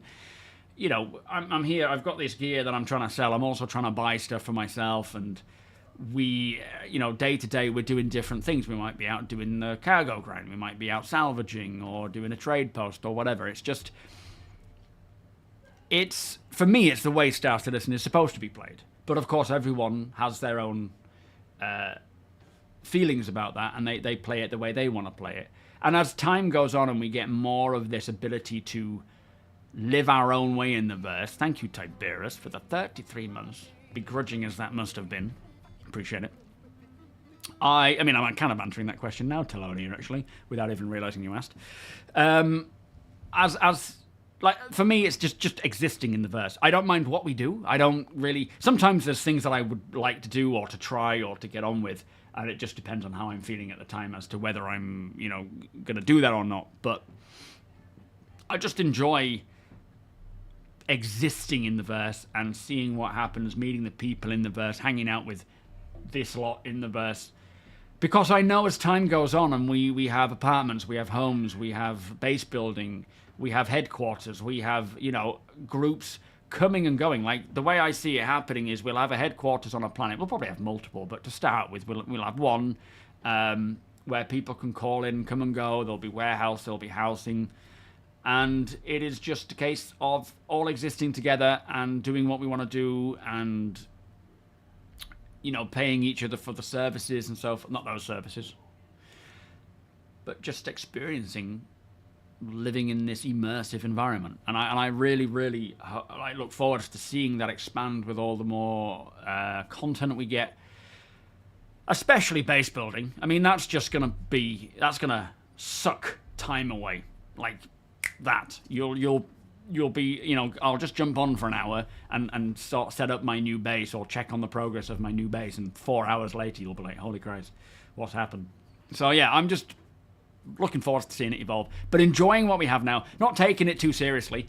At the end of the day, and everything we do here is just isn't going to persist. It's not going to go into 1.0. It's not going to mean anything in, you know, in the game. It's just fun and enjoyable, and it's an experience. Plus, it helps with learning how the processes work, so that when it does go live, we're not learning from scratch right out the bat, which is going to be hard. And you know, we'll learn from our mistakes, I'm sure. Yeah, I think the trouble is with I don't mind Mighty Steed, like flipping it.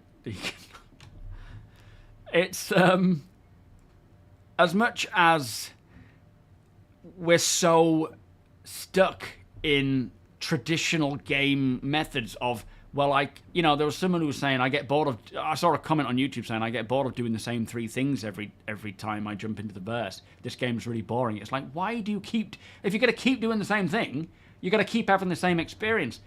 Do something else. This, you know, Star Citizen isn't about, here's a mission, go do this. Now go do this mission. Now go do this mission.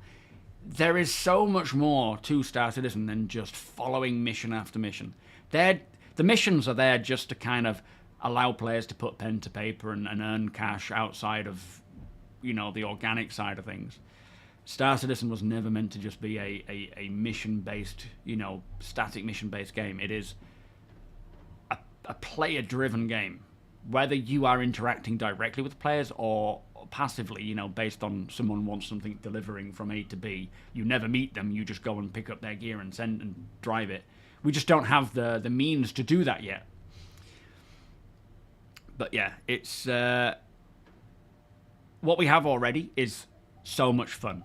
A mess at times, a lot of fun. It's kind of now, especially this year, it's showing so many snippets of what Star Citizen is intending to be. Like doing this is what Star Citizen has always intended to be, and this is why I enjoy doing this. But we're getting these little snippets here and there. They're starting to expand on that. The more, again, it's like when I say about these locations that we get with these scripted events. I couldn't really care less about the events. I'll play it if it sounds interesting.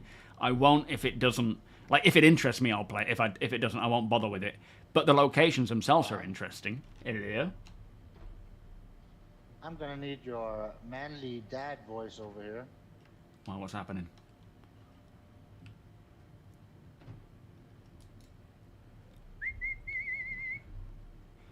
No, there's no base building. Won't be for a long while yet. That's probably going to be next year that we see. I mean, we may see some updates on it or snippets of it. I don't think we're going to get it in game at all this year. Who's left this bottle on the floor? Come on. I'm going to pick it up and dispose of it. But we do not leave bottles and waste lying around because real people need to pick it up and clear it up. Trash can over here, Ryan. Oh, lovely. Doesn't matter who it is, just let's make sure that we're picking up our trash. Oh, shit, no. Oh, bollocks. You always do that. Oh, every time. You should really change that. I should, shouldn't I? Yeah. I'm still not. Not a lot of people know they can do that. I've showed it off many times. Yeah, I don't even know how to do it because I've not done it. Hold F, right click, and then click your mouse wheel on the one Ah, you prefer, yes. Okay. and then select primary. I think I almost did it there. And then left click. And then you go to the other one and set it as secondary. Oh, it's...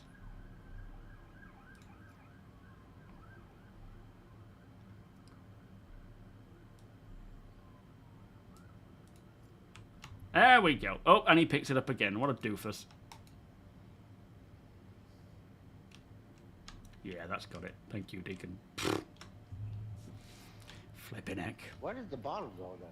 It's in the... Have it in your pocket now? No, it's in the box. It's loaded in. All loaded. Yeah, we have, for those maybe new or first time in on board, if you are drinking or, you know, don't just drop your bottles on the floor, because obviously this is Deacon's ship. Either him or other people have to pick it up and dispose of it. We have boxes like that dotted around. We have one in the mess hall as well, where they're basically where you put empties so that they can get disposed of properly.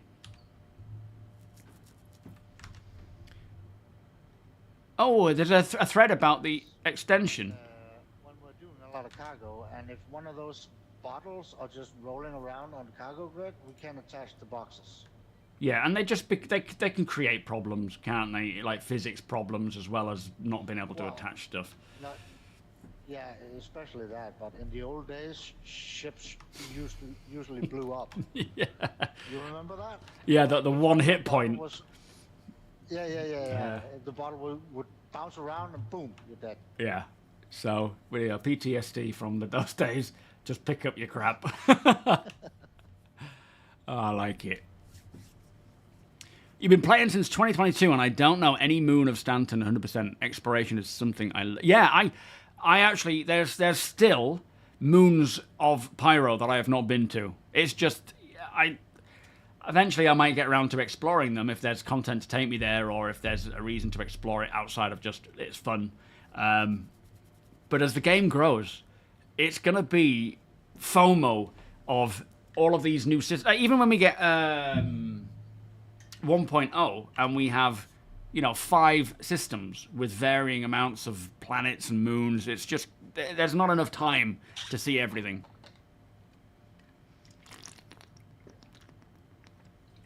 I don't know how to access the emote wheel. Having to type an emote. Is there an emote wheel? Hang on, let's just, is it still there? I think they got rid of it. But in 4.3, I've noticed that they've brought back they actually have numpad, emotes baked in, because I haven't set that up. Or maybe I have for 4.3, for the PTU. I don't think I have. But yeah, if you press 1, 2, 3 on your numpad, it'll do an emote. Alt F. Alt F. Oh yeah. So Alt F. Was that you, Baldric? Thank you, mate. So left Alt F to actions. Player. To emote. Emote. Funnily enough, there are no emotes on the wheel. Flip it.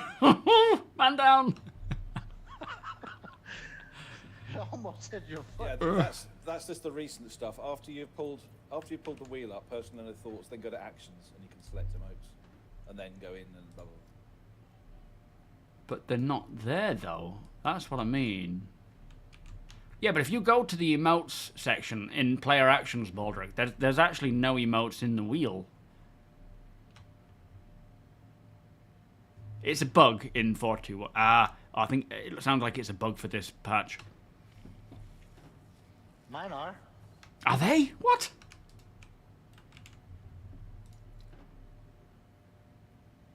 Yeah, they're just those. Dismiss corpse marker, force respawn, wipe emote. How unfair. Oh, that's pretty unfair. In that case, it's just me then. It's in player. Oh yeah, I know where it'll be, but it's not showing up. If you look on my screen, it's not showing any optional emotes there. But apparently it might be a bug, so I guess some people have it, some people don't. I saw you laughing at me, by the way, Deacon. Yeah, I can see that, mate. That's a burp. Oh, thanks for that.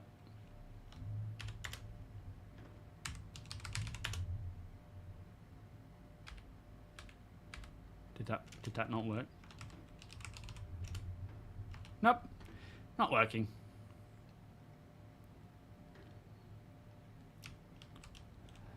Gene loves you, Baldric. I'm being denied my own self-expression, yeah. Yeah, absolutely. Having them connected to your Stream Deck would be a real quick way of doing it. All those fancy mice with all those buttons on. Yo, KP, how you doing? Oh, yeah, even a Game Touch or Game... Well, yeah, you could use something like that and just have it on your tablet or your phone and have them just to tap and touch. That's true.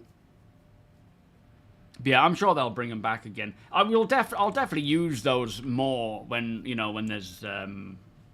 well, now there's use cases. If we understood more of the, you know, the hand signals and whatnot, because you can have those work in a way.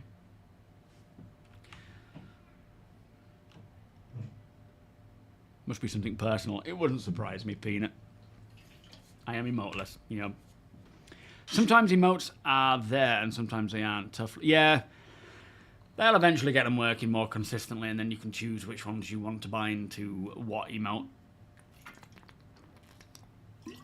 Ah, yeah. All right, I'm going to make my way back to ArtCorp. Get these unloaded and stored. Well, get these loaded up first. Last chance if anyone wants the Revenant. You cheeky. Last chance for Revenant Gatling Gun or Rampart Shield. Oh, this is a size 4. I might actually keep this for myself with the Hornet. I think that is actually why I have it. He's selling what you need. Yeah, I think so. Well, the Rampart, no. I definitely don't want that, but I think I may have kept this for that purpose. Oh, no party invites, Frisker. I'm already in a party, mate. A friend invite, by all means. Oh, have I got helmet on? Maybe you need an electromotive force. Electroemotive force. To activate them. What is that like? Where if you actually pull a face or something, or do something, it'll pick it up. You use a friendly emote and a middle finger. A middle finger, I like that. Yeah, key bindings, it's just the best way to do it. I mean, I suppose the point is with having the numpad, you are limited to 9, right? 9 or 10 numbers, 10 emotes, which might be enough, depending on what you're doing, but there's so many different situations where you've got the benefit of having it for combat. Then there might just be, I think having a point, so that you can at least point someone. Oh, we're doing it again, look. Flip's sake. Let me just go and get into a seat.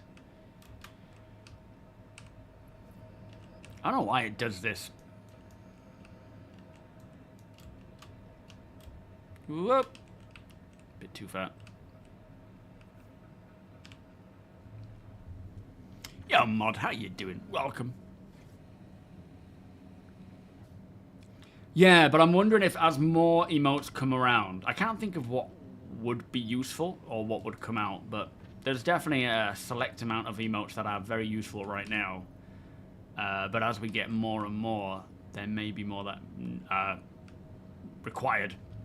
But yeah, at the moment, there's no need for too many. And it would be good to get them set up for most of us, especially us that play regularly, you know, in the org, having emotes that we understand universally to mean something. Like if we are, like for example, doing the whole ASD facilities the other day, if we were using emotes where we're trying to stealth around, you could have like a hold or whatever the available emotes are. You could press those and have them actually do something. I wonder if it works when I've got a weapon out. Yeah. There, look. So it's only when you've got a weapon on. So hold. Go left. Go right. Go left. Thumbs up.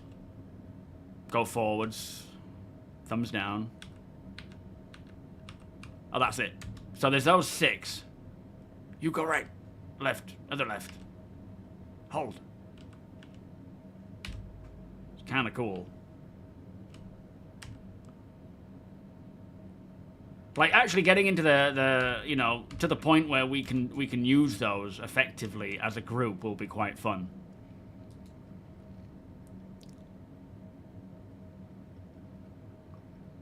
Cinematic. Yeah. So you've got a ghost figure. Does it work while I'm holding this? It does, look. So when you've got a crew of logistics specialists, you can be like, right, everybody hold. Oh no, is that hold? What's that mean? Oh, I don't know. I think we're on a weird angle now.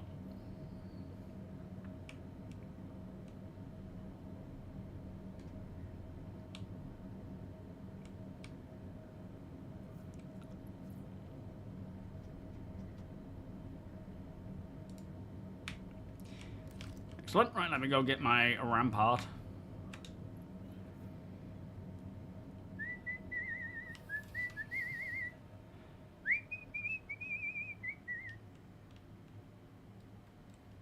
But no, I like having these emotes. They do just kind of add to the whole...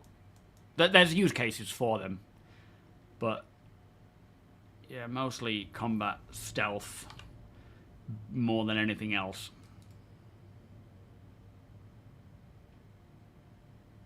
Ryan, You know? you should go check out our new dropship. Oh, your Pisces that you messed about with. Yeah, I will do before I get off. Binding caps locks. I mean, yeah, if you're not using caps locks, then, you know, I use it for VoIP.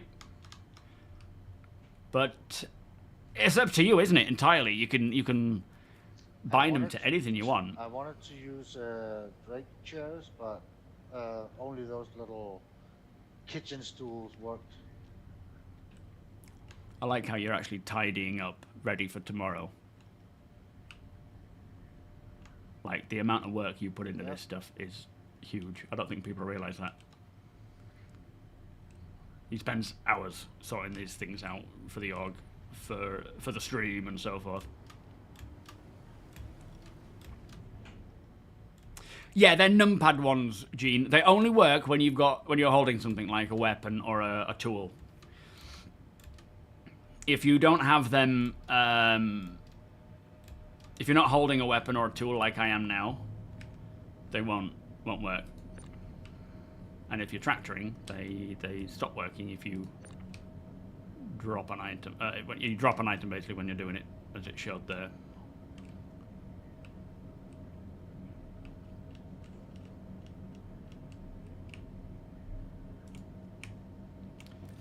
Lovely. Right, let's go check out this Pisces, and then we'll head on off and get those loaded into the inventory of my court place. I'll probably end up moving back to Microtech, I think. Especially now there's in 4.3. Especially now there's snow, but being anywhere but Microtech just feels wrong at the moment.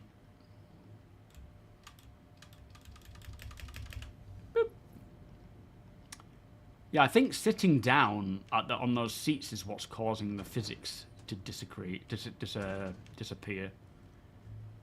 It's kind of weird with those Pisces, the price range, because there's 3 Pisces, right? There's the Expedition one, there's the normal C8 one, and then there's the Rescue one. Mm-hmm. And the Expedition has 4 guns, and is cheaper than the C8. And the only difference with the C8 is that it's black. Right. Yeah, I don't know what are the prices of them. But it's 250k more than the one with 2 guns on. This is brilliant. This is like canteen chairs. You know when you're at school and you go to the canteen. Yeah, I tried every other chair. None of them would work. Only these. I mean, it does make a better dropship than the dropships we have, like convenience for size, especially. Could you not fit another 2 in there, or is it really just too tight? It's too tight. Yeah. But this one has quantum capability. True. MPUV personnel doesn't, right? And you've got these 2 seats as well, so essentially you do have 8 Yeah, seats. 8 troops, 1 pilot. That's just, and it's such a small. It's better than the Argo as well, like you say, because of the quantum option. So yeah. Yeah, and the MPUV is like you have to crawl into it. It's so tiny. Yeah. It doesn't really work And properly. If you stand up, you kind of glitch into the roof. It's, Yeah. Yeah, that's a bit odd. Yeah, personal Pisces.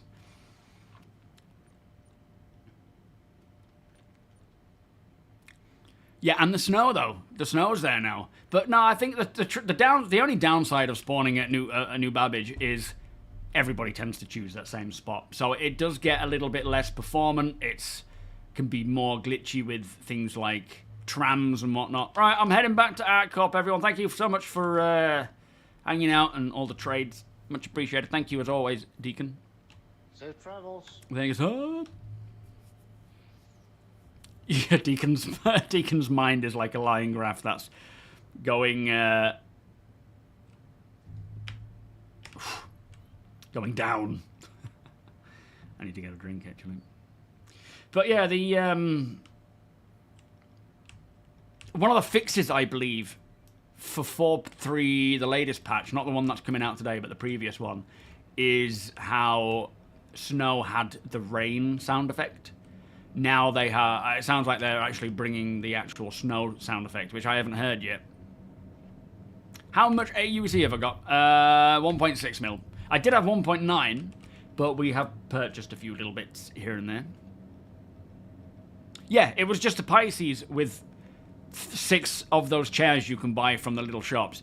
It's, I mean, this is where AR mode is going to go to anyway, where we're going to be able to basically decorate our own ships with furniture and items and then lock it, like clamp it down. So you unlock it with AR mode, allows you to move things around and put them where you want them. And then you lock it so they can't be moved, they can't be stolen. Yeah, APOC's the best. I don't know what snow sounds like. It doesn't sound like rain. I suppose that's the point they're trying to make, isn't it? Is it shouldn't sound like rain. But then I guess it depends on the weight of the snow and whether it's got sleet or whatever in it too. You're right, Sonny.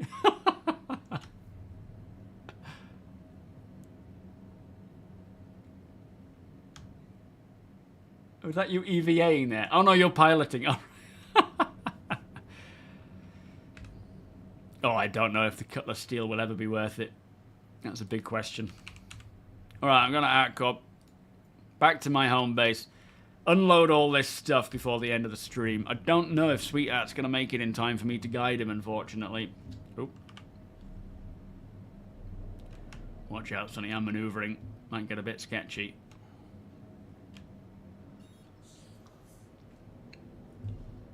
Let me just slowly push past this place before I bash into everybody.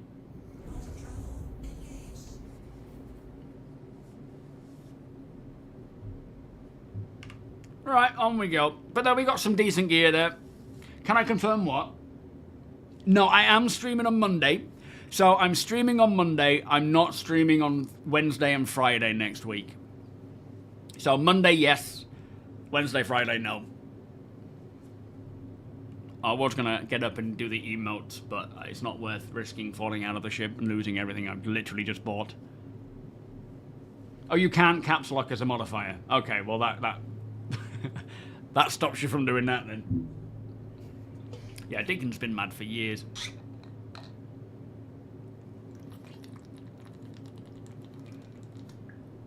If you're in the mess hall, if you're in the mess hall, Malagacy, they are free for those who want to drink.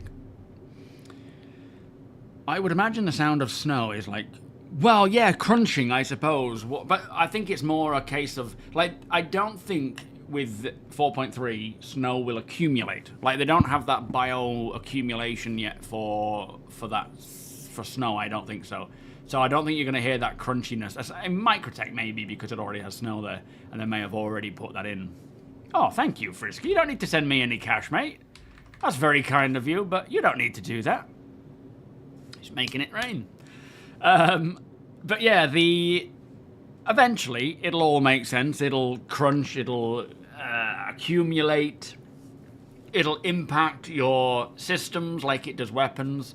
Like we heard with the whole engineering thing where thrusters and items will heat up. And if you are in a colder environment, then thrusters will probably maintain a lower overall temperature to that if you were, say, Aberdeen or anywhere in general. But yeah, wind sounds. There should be, again, it depends on the like if you're in a blizzard and it's strong winds, strong, you know, like there is that sound of rain. But literally, you can, like, snow is silent. How beautiful is it when you step outside and it's just lightly snowing and it is silent, but there is just this snow falling. So technically, there shouldn't be any sound. But yeah, in 4.3, it was giving rain sounds. So... Oh, you're not in the mess hall. Okay, never mind then. Look at the silhouette of this ship, though. I do love this style answer. This is probably going to be a keeper.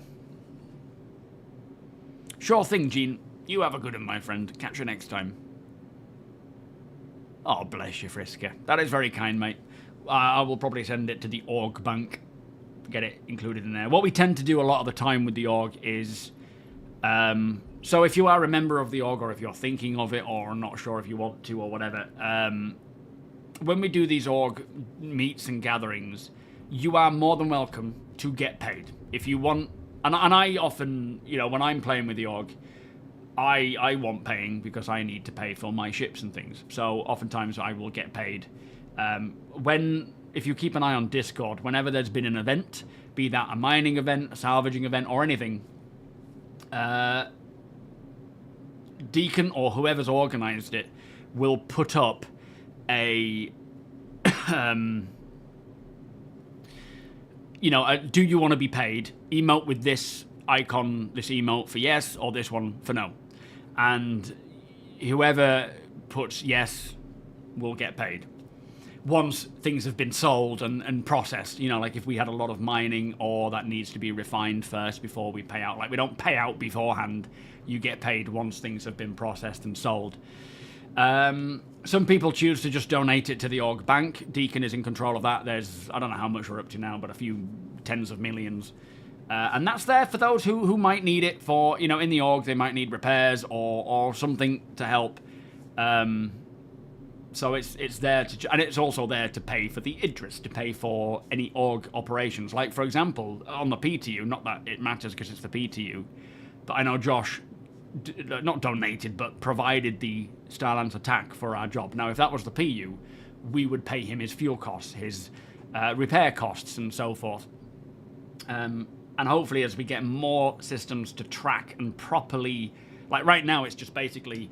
Deacon, can you send this money to them? Or they will send money to Deacon. And, you know, like, he's the org bank at the moment. So eventually we'll have proper ways of tracking it and keeping it where people can request. And you know, it's just, we do what we can with it now. Yeah, so if you want to join the org, you exclamation org, you go to the official website, the official org section, and then find mine, which is the SMBORG, SMB-ORG, and just apply there and we'll accept. And then exclamation Discord is how you find the Discord. Again, so joining VoIP is somewhat mandatory in a lot of the things we do, but you don't have to speak. If you don't want to talk, you don't have to. You don't have to have a mic, but we hope that you can listen so that you can follow orders or keep up to date with, you know, what we're saying. That's the only real sort of mandatory thing we have. We don't expect people to talk. That is absolutely fine. I know some people don't want to. but it is very beneficial to have at least you on board of either Discord or VoIP in game so that you can hear us talking, so that we're not all just getting left behind or, you know, like headless chickens. It's like the other day when we were doing the ASD facility stuff. I was trying to keep at least one of us, like we were in a group of, I suppose, 8 at the most. And, you know, we have, you know, people are going off looking to loot and do things. We were there for a specific thing, so it wasn't like, let's have the freedom to loot. It was more just, we're on the PTU, we're testing this, we're running through as hopefully a tight-knit security, you know, combat group. And so it was kind of like reeling people in just so that we are within the range of 50 meters for VoIP to work. Because if you go out of the range of 50 meters, party chat doesn't always work. So using VoIP, we have to be within 50 meters. So as long as we're sort of, if we are spread, you know, covering areas, we're at least spread in an area that we can still communicate with you. When we get out of that range, then it becomes a little more dangerous, because the trouble being is that if one of you gets killed, then we have to go and find you and recover you, which puts everyone else in jeopardy. Now, again, this is more for the combat-specific things. When we're doing just hauling and trading, it's so much more relaxed and blasé. But when we're doing FPS stuff where we need to be more of a tight-knit group, I don't want people running off and just, you know, Lone Rangering it. So it depends on the situation, but we're not, like, super, super serious. But, you know, it is. We do enjoy it, and we are somewhat serious. Yo, Xanth. How's that for you? Welcome, by the way, sir.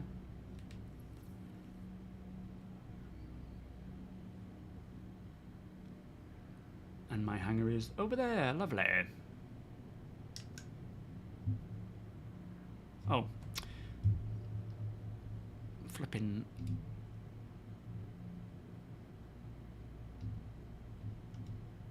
No. No.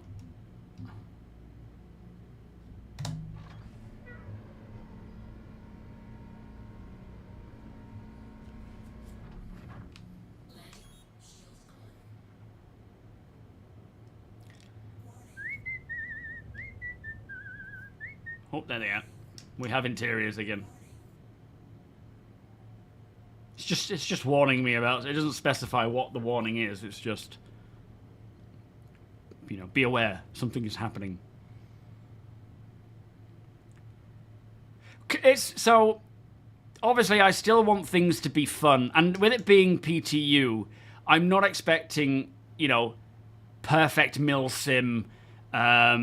Everyone, you know, if you accidentally shoot him in the back, it's not a big deal. Right now, especially in the PTU, when things are very much, or not even the PTU, but the live build, nothing is permanent. I'm not expecting perfection by any means. I make more mistakes than anybody. So don't feel too pressured.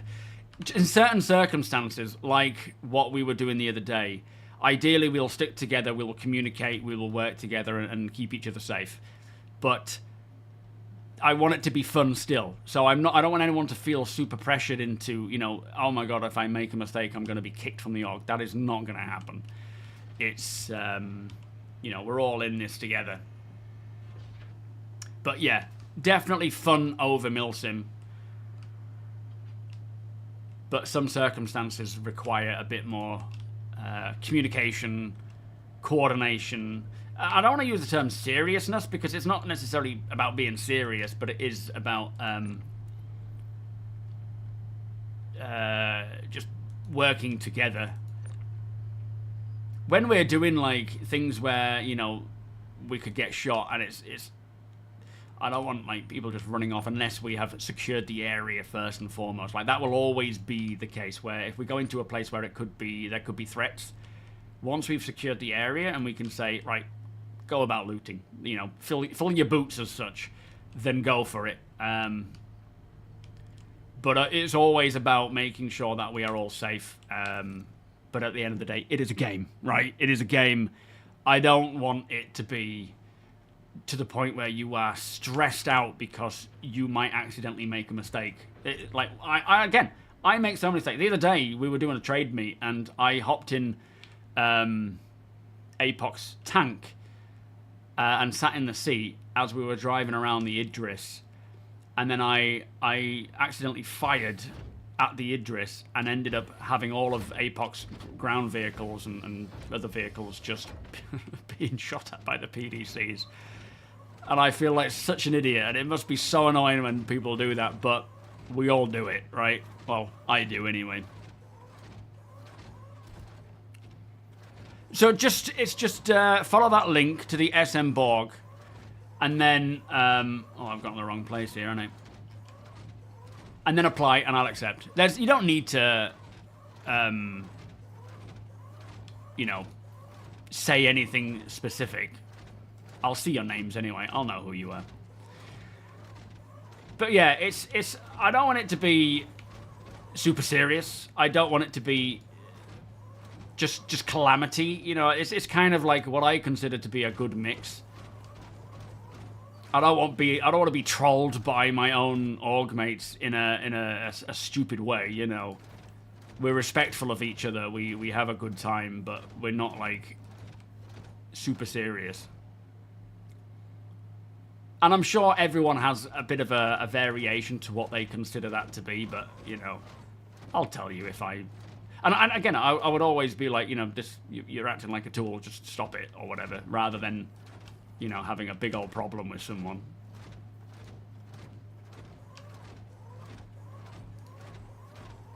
We're serious about fun. You ought to be on the advertising campaign for that one, Balth.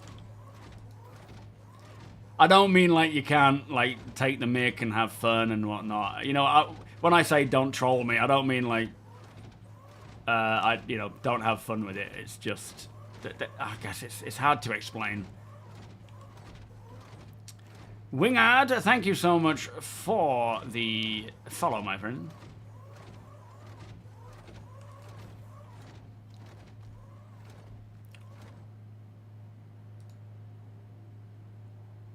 That's reaching, isn't it? Yeah.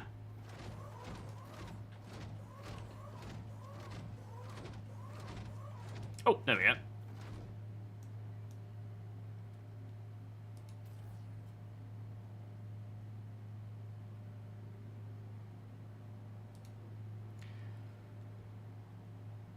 It's not amazing, just leave a gap so front boxes extract easy, then extract the last ones. What are you talking about, Simon? Oh, sorry, you're talking to Sam, man. Sorry.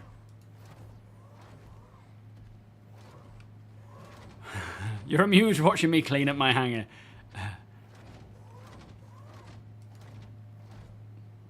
Yeah, I'm unloading. We've made some purchases. That looks like it's going on there.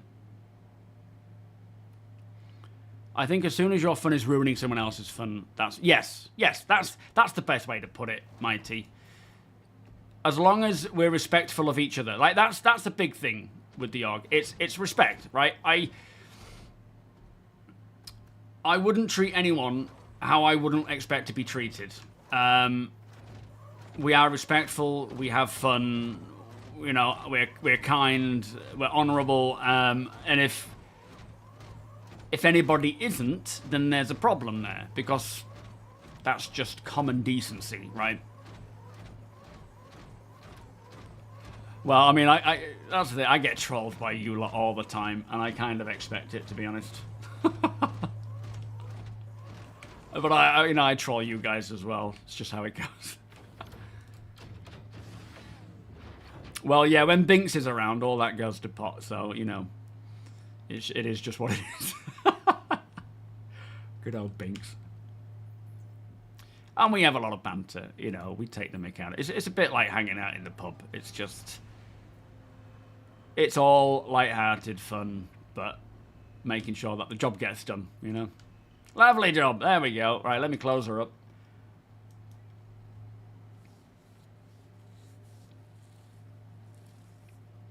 Yeah, salvaging is very profitable.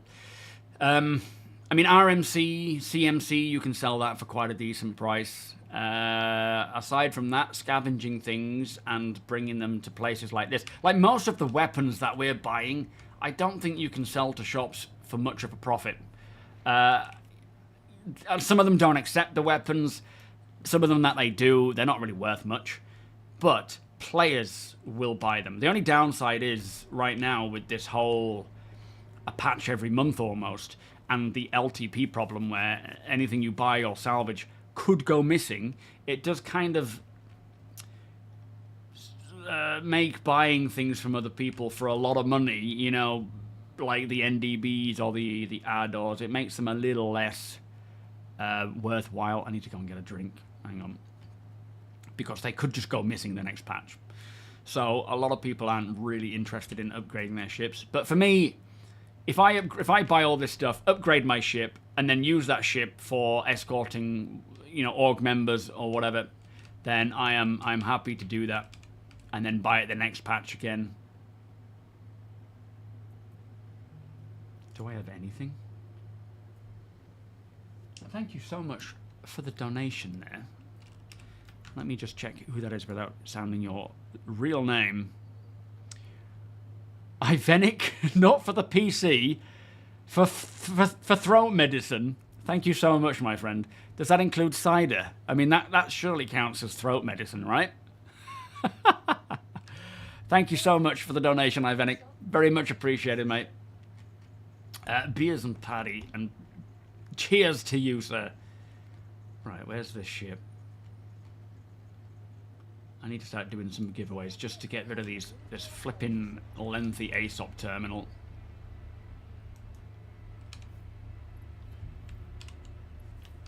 And I'll get a drink because I'll know if I spawn in the next time I do spawn in, whenever that may be, I'll forget about it and I'll start dying.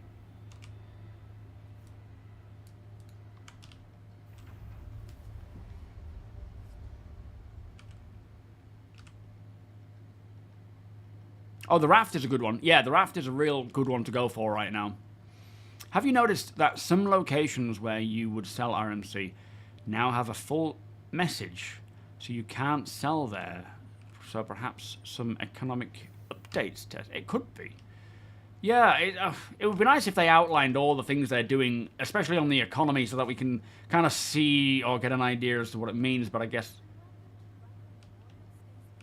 Oh, there it is. Oh no, don't say they're scared of me. They better not be. Yeah, I'm sure they're testing all sorts of stuff all the time, you know. But, yeah, I don't know whether... This is the hard part, isn't it? Is knowing whether it's a bug, whether it's broken, whether it's intended. It's very hard to tell. Yeah, okay, Vary. Do we need an announcer? No, we're all right. Yo, fuck. Yeah, you and me both, mate. These patch notes where they give us every single snippet of information is great.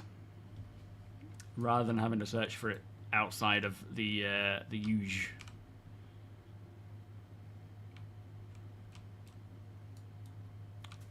Oh yeah, I think so. Anything with this external cargo bay, a lot of people were like, "I'm not going to use that. It's so dangerous." And it's like, well, actually, I think most people tend to use the external ones, but it'll all be based on just where you are, right? If you're in safe space like Stanton doing all this stuff. I mean, there is a downside because people can steal it, as they have shown, but in general, the loading and unloading is quick compared to an internal cargo space. But there will be other elements to choosing one or the other. Yeah, super quick, very convenient. You barely have to do anything to sort of gather it up. Let me just grab that as well. There we are. All right. But that is it for the day. As I say early on, I put out a video covering all the latest ship and vehicle updates. There is a lot of good stuff on the way out.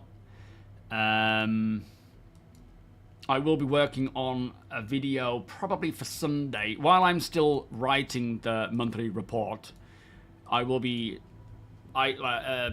isolating for a separate video the core gameplay pillar, because there's just so much cool stuff, as we ran through at the beginning of the stream, that they're working on, that some of it sounds like it's pretty much almost on the cusp of releasing. Others you know, maybe requiring a bit more work or tech preview. No, there is a stream on Monday, but no stream on Wednesday or Friday. Pete, how you doing? Is that because of bashing it into walls and doors and trying to get it through the hold? How are you doing today, Pete? For now, as long as your shields are up, someone else... Yeah, that's true. They can't take it off. So there is a benefit there. They almost done you with your triage. What do you mean, Ivenic? That's true. Yeah, double tap and just watching it all drop. Yeah, so just to remind, I will be mentioning it on Monday as well, on Monday's stream, on Sunday's video, maybe on Monday's video. I'll post it on Twitter, X, Discord, YouTube. Next stream is Monday, so this coming Monday.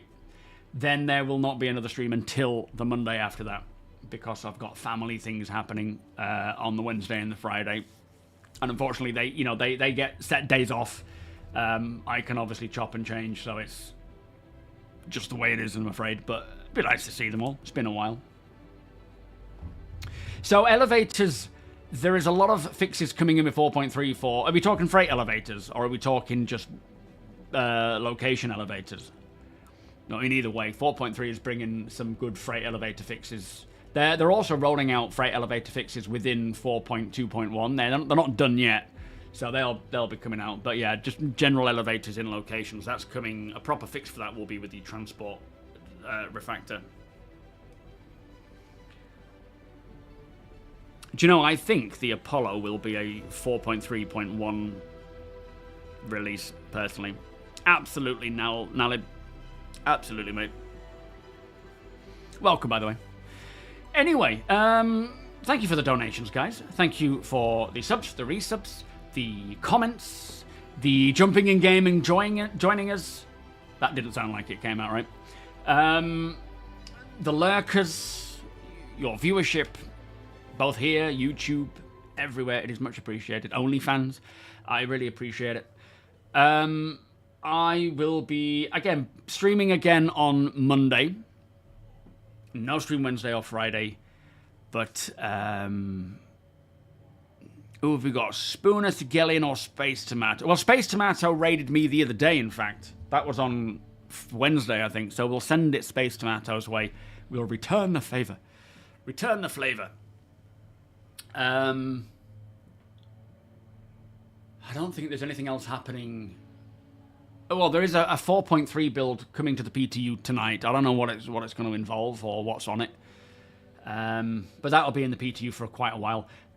For me, the exciting things right now, aside from 4.3, which is probably not going to be until the end of the month anyway. Thank you so much, Nalib, for the 6-month in advance resub, my friend. Beers and party, please. Thank you. Oh yeah, Deacon's continuing on with the grind. So if anyone in the org wants to continue on and help, or wants to earn themselves some of these resource drive rewards, jump in, help out, and you can earn yourself some of the containers to cash in. No, it's not going to be way before. Why do you think it's going to be way before the end of the month? Do you think it's going to be, what, this week or next week? I don't think they're going to release 4.3 until the end of August. And yeah, Resource Drive will be continuing into 4.3, so don't worry, there's no rush. The loading screen says August. Last week of August, maybe? What does it say specifically about August then, Rhino? Thank you so much, Nalib. Yeah, for me, the most exciting news right now is that engineering is getting loaded into a tech preview for testing. It's not there yet, and I don't know how long it's going to be until it comes in, but the people working on engineering, they're getting it prepped. They're doing the prep work in a tech preview channel to get it out to us for testing. Now that is what is exciting.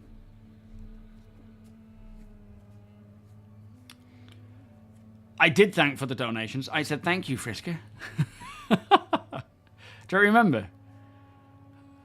The only 140 mil fans, yeah.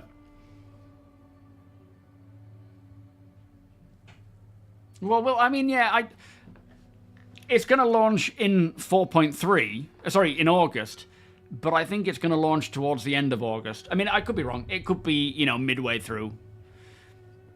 But I'm not expecting it within the next week or two. I think it'll remain there for a little while. But we'll see. It might, you know, it might come earlier. Now that they're extending it as well, the resource drive, there's no reason why it couldn't come earlier. You think 2 weeks? But, you know, 2 weeks takes it to, essentially, the 22nd, which... We're getting into the realm of end of August, so I think we're both saying a similar thing, really, but maybe a week between our estimations. I reckon the last week of August. Do you think the third week of August? We'll have a little dabble, or whatever, I don't know what they call it. I don't gamble. Right, yes, we are sending it over to Space Tomato, so exclamation rate. you can tell I don't bet. Space Tomato Gaming. Hopefully, you know, being not poorly anymore, I'll be able to jump in and join you all in the org for some out-of-stream events.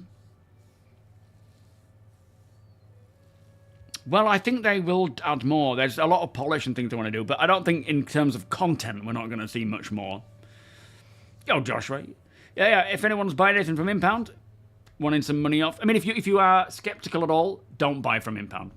It is a legitimate website, but of course, if you feel like you don't want to, that is absolutely fine. For those who are, using my link will get you a discount and provide my channel with a discount, which is appreciated. But I don't expect it, you know. August is mentioned in a different story on the loading screen about the Imperator commemorating first contact with the Vanduul. Right, so it's... top of the screen says release edition 4.3 August. Okay. Yeah, well, I assume it's going to be August. I don't think that's an indication of it coming early in August. I think it's just that the intention is to release it in August. No, they generally send it within minutes, Sonny. I've not bought anything from Impound because I don't generally buy things with real cash outside of a CCU here and there. But they try to honor it within minutes. I don't know if anyone has had a longer duration of time waiting for it. Augustine. Yeah, I can't even say that word. Anyway, I'm going to go before the countdown runs out. I don't even know how long is left. But enjoy Tomato King's stream. This is my... Oh.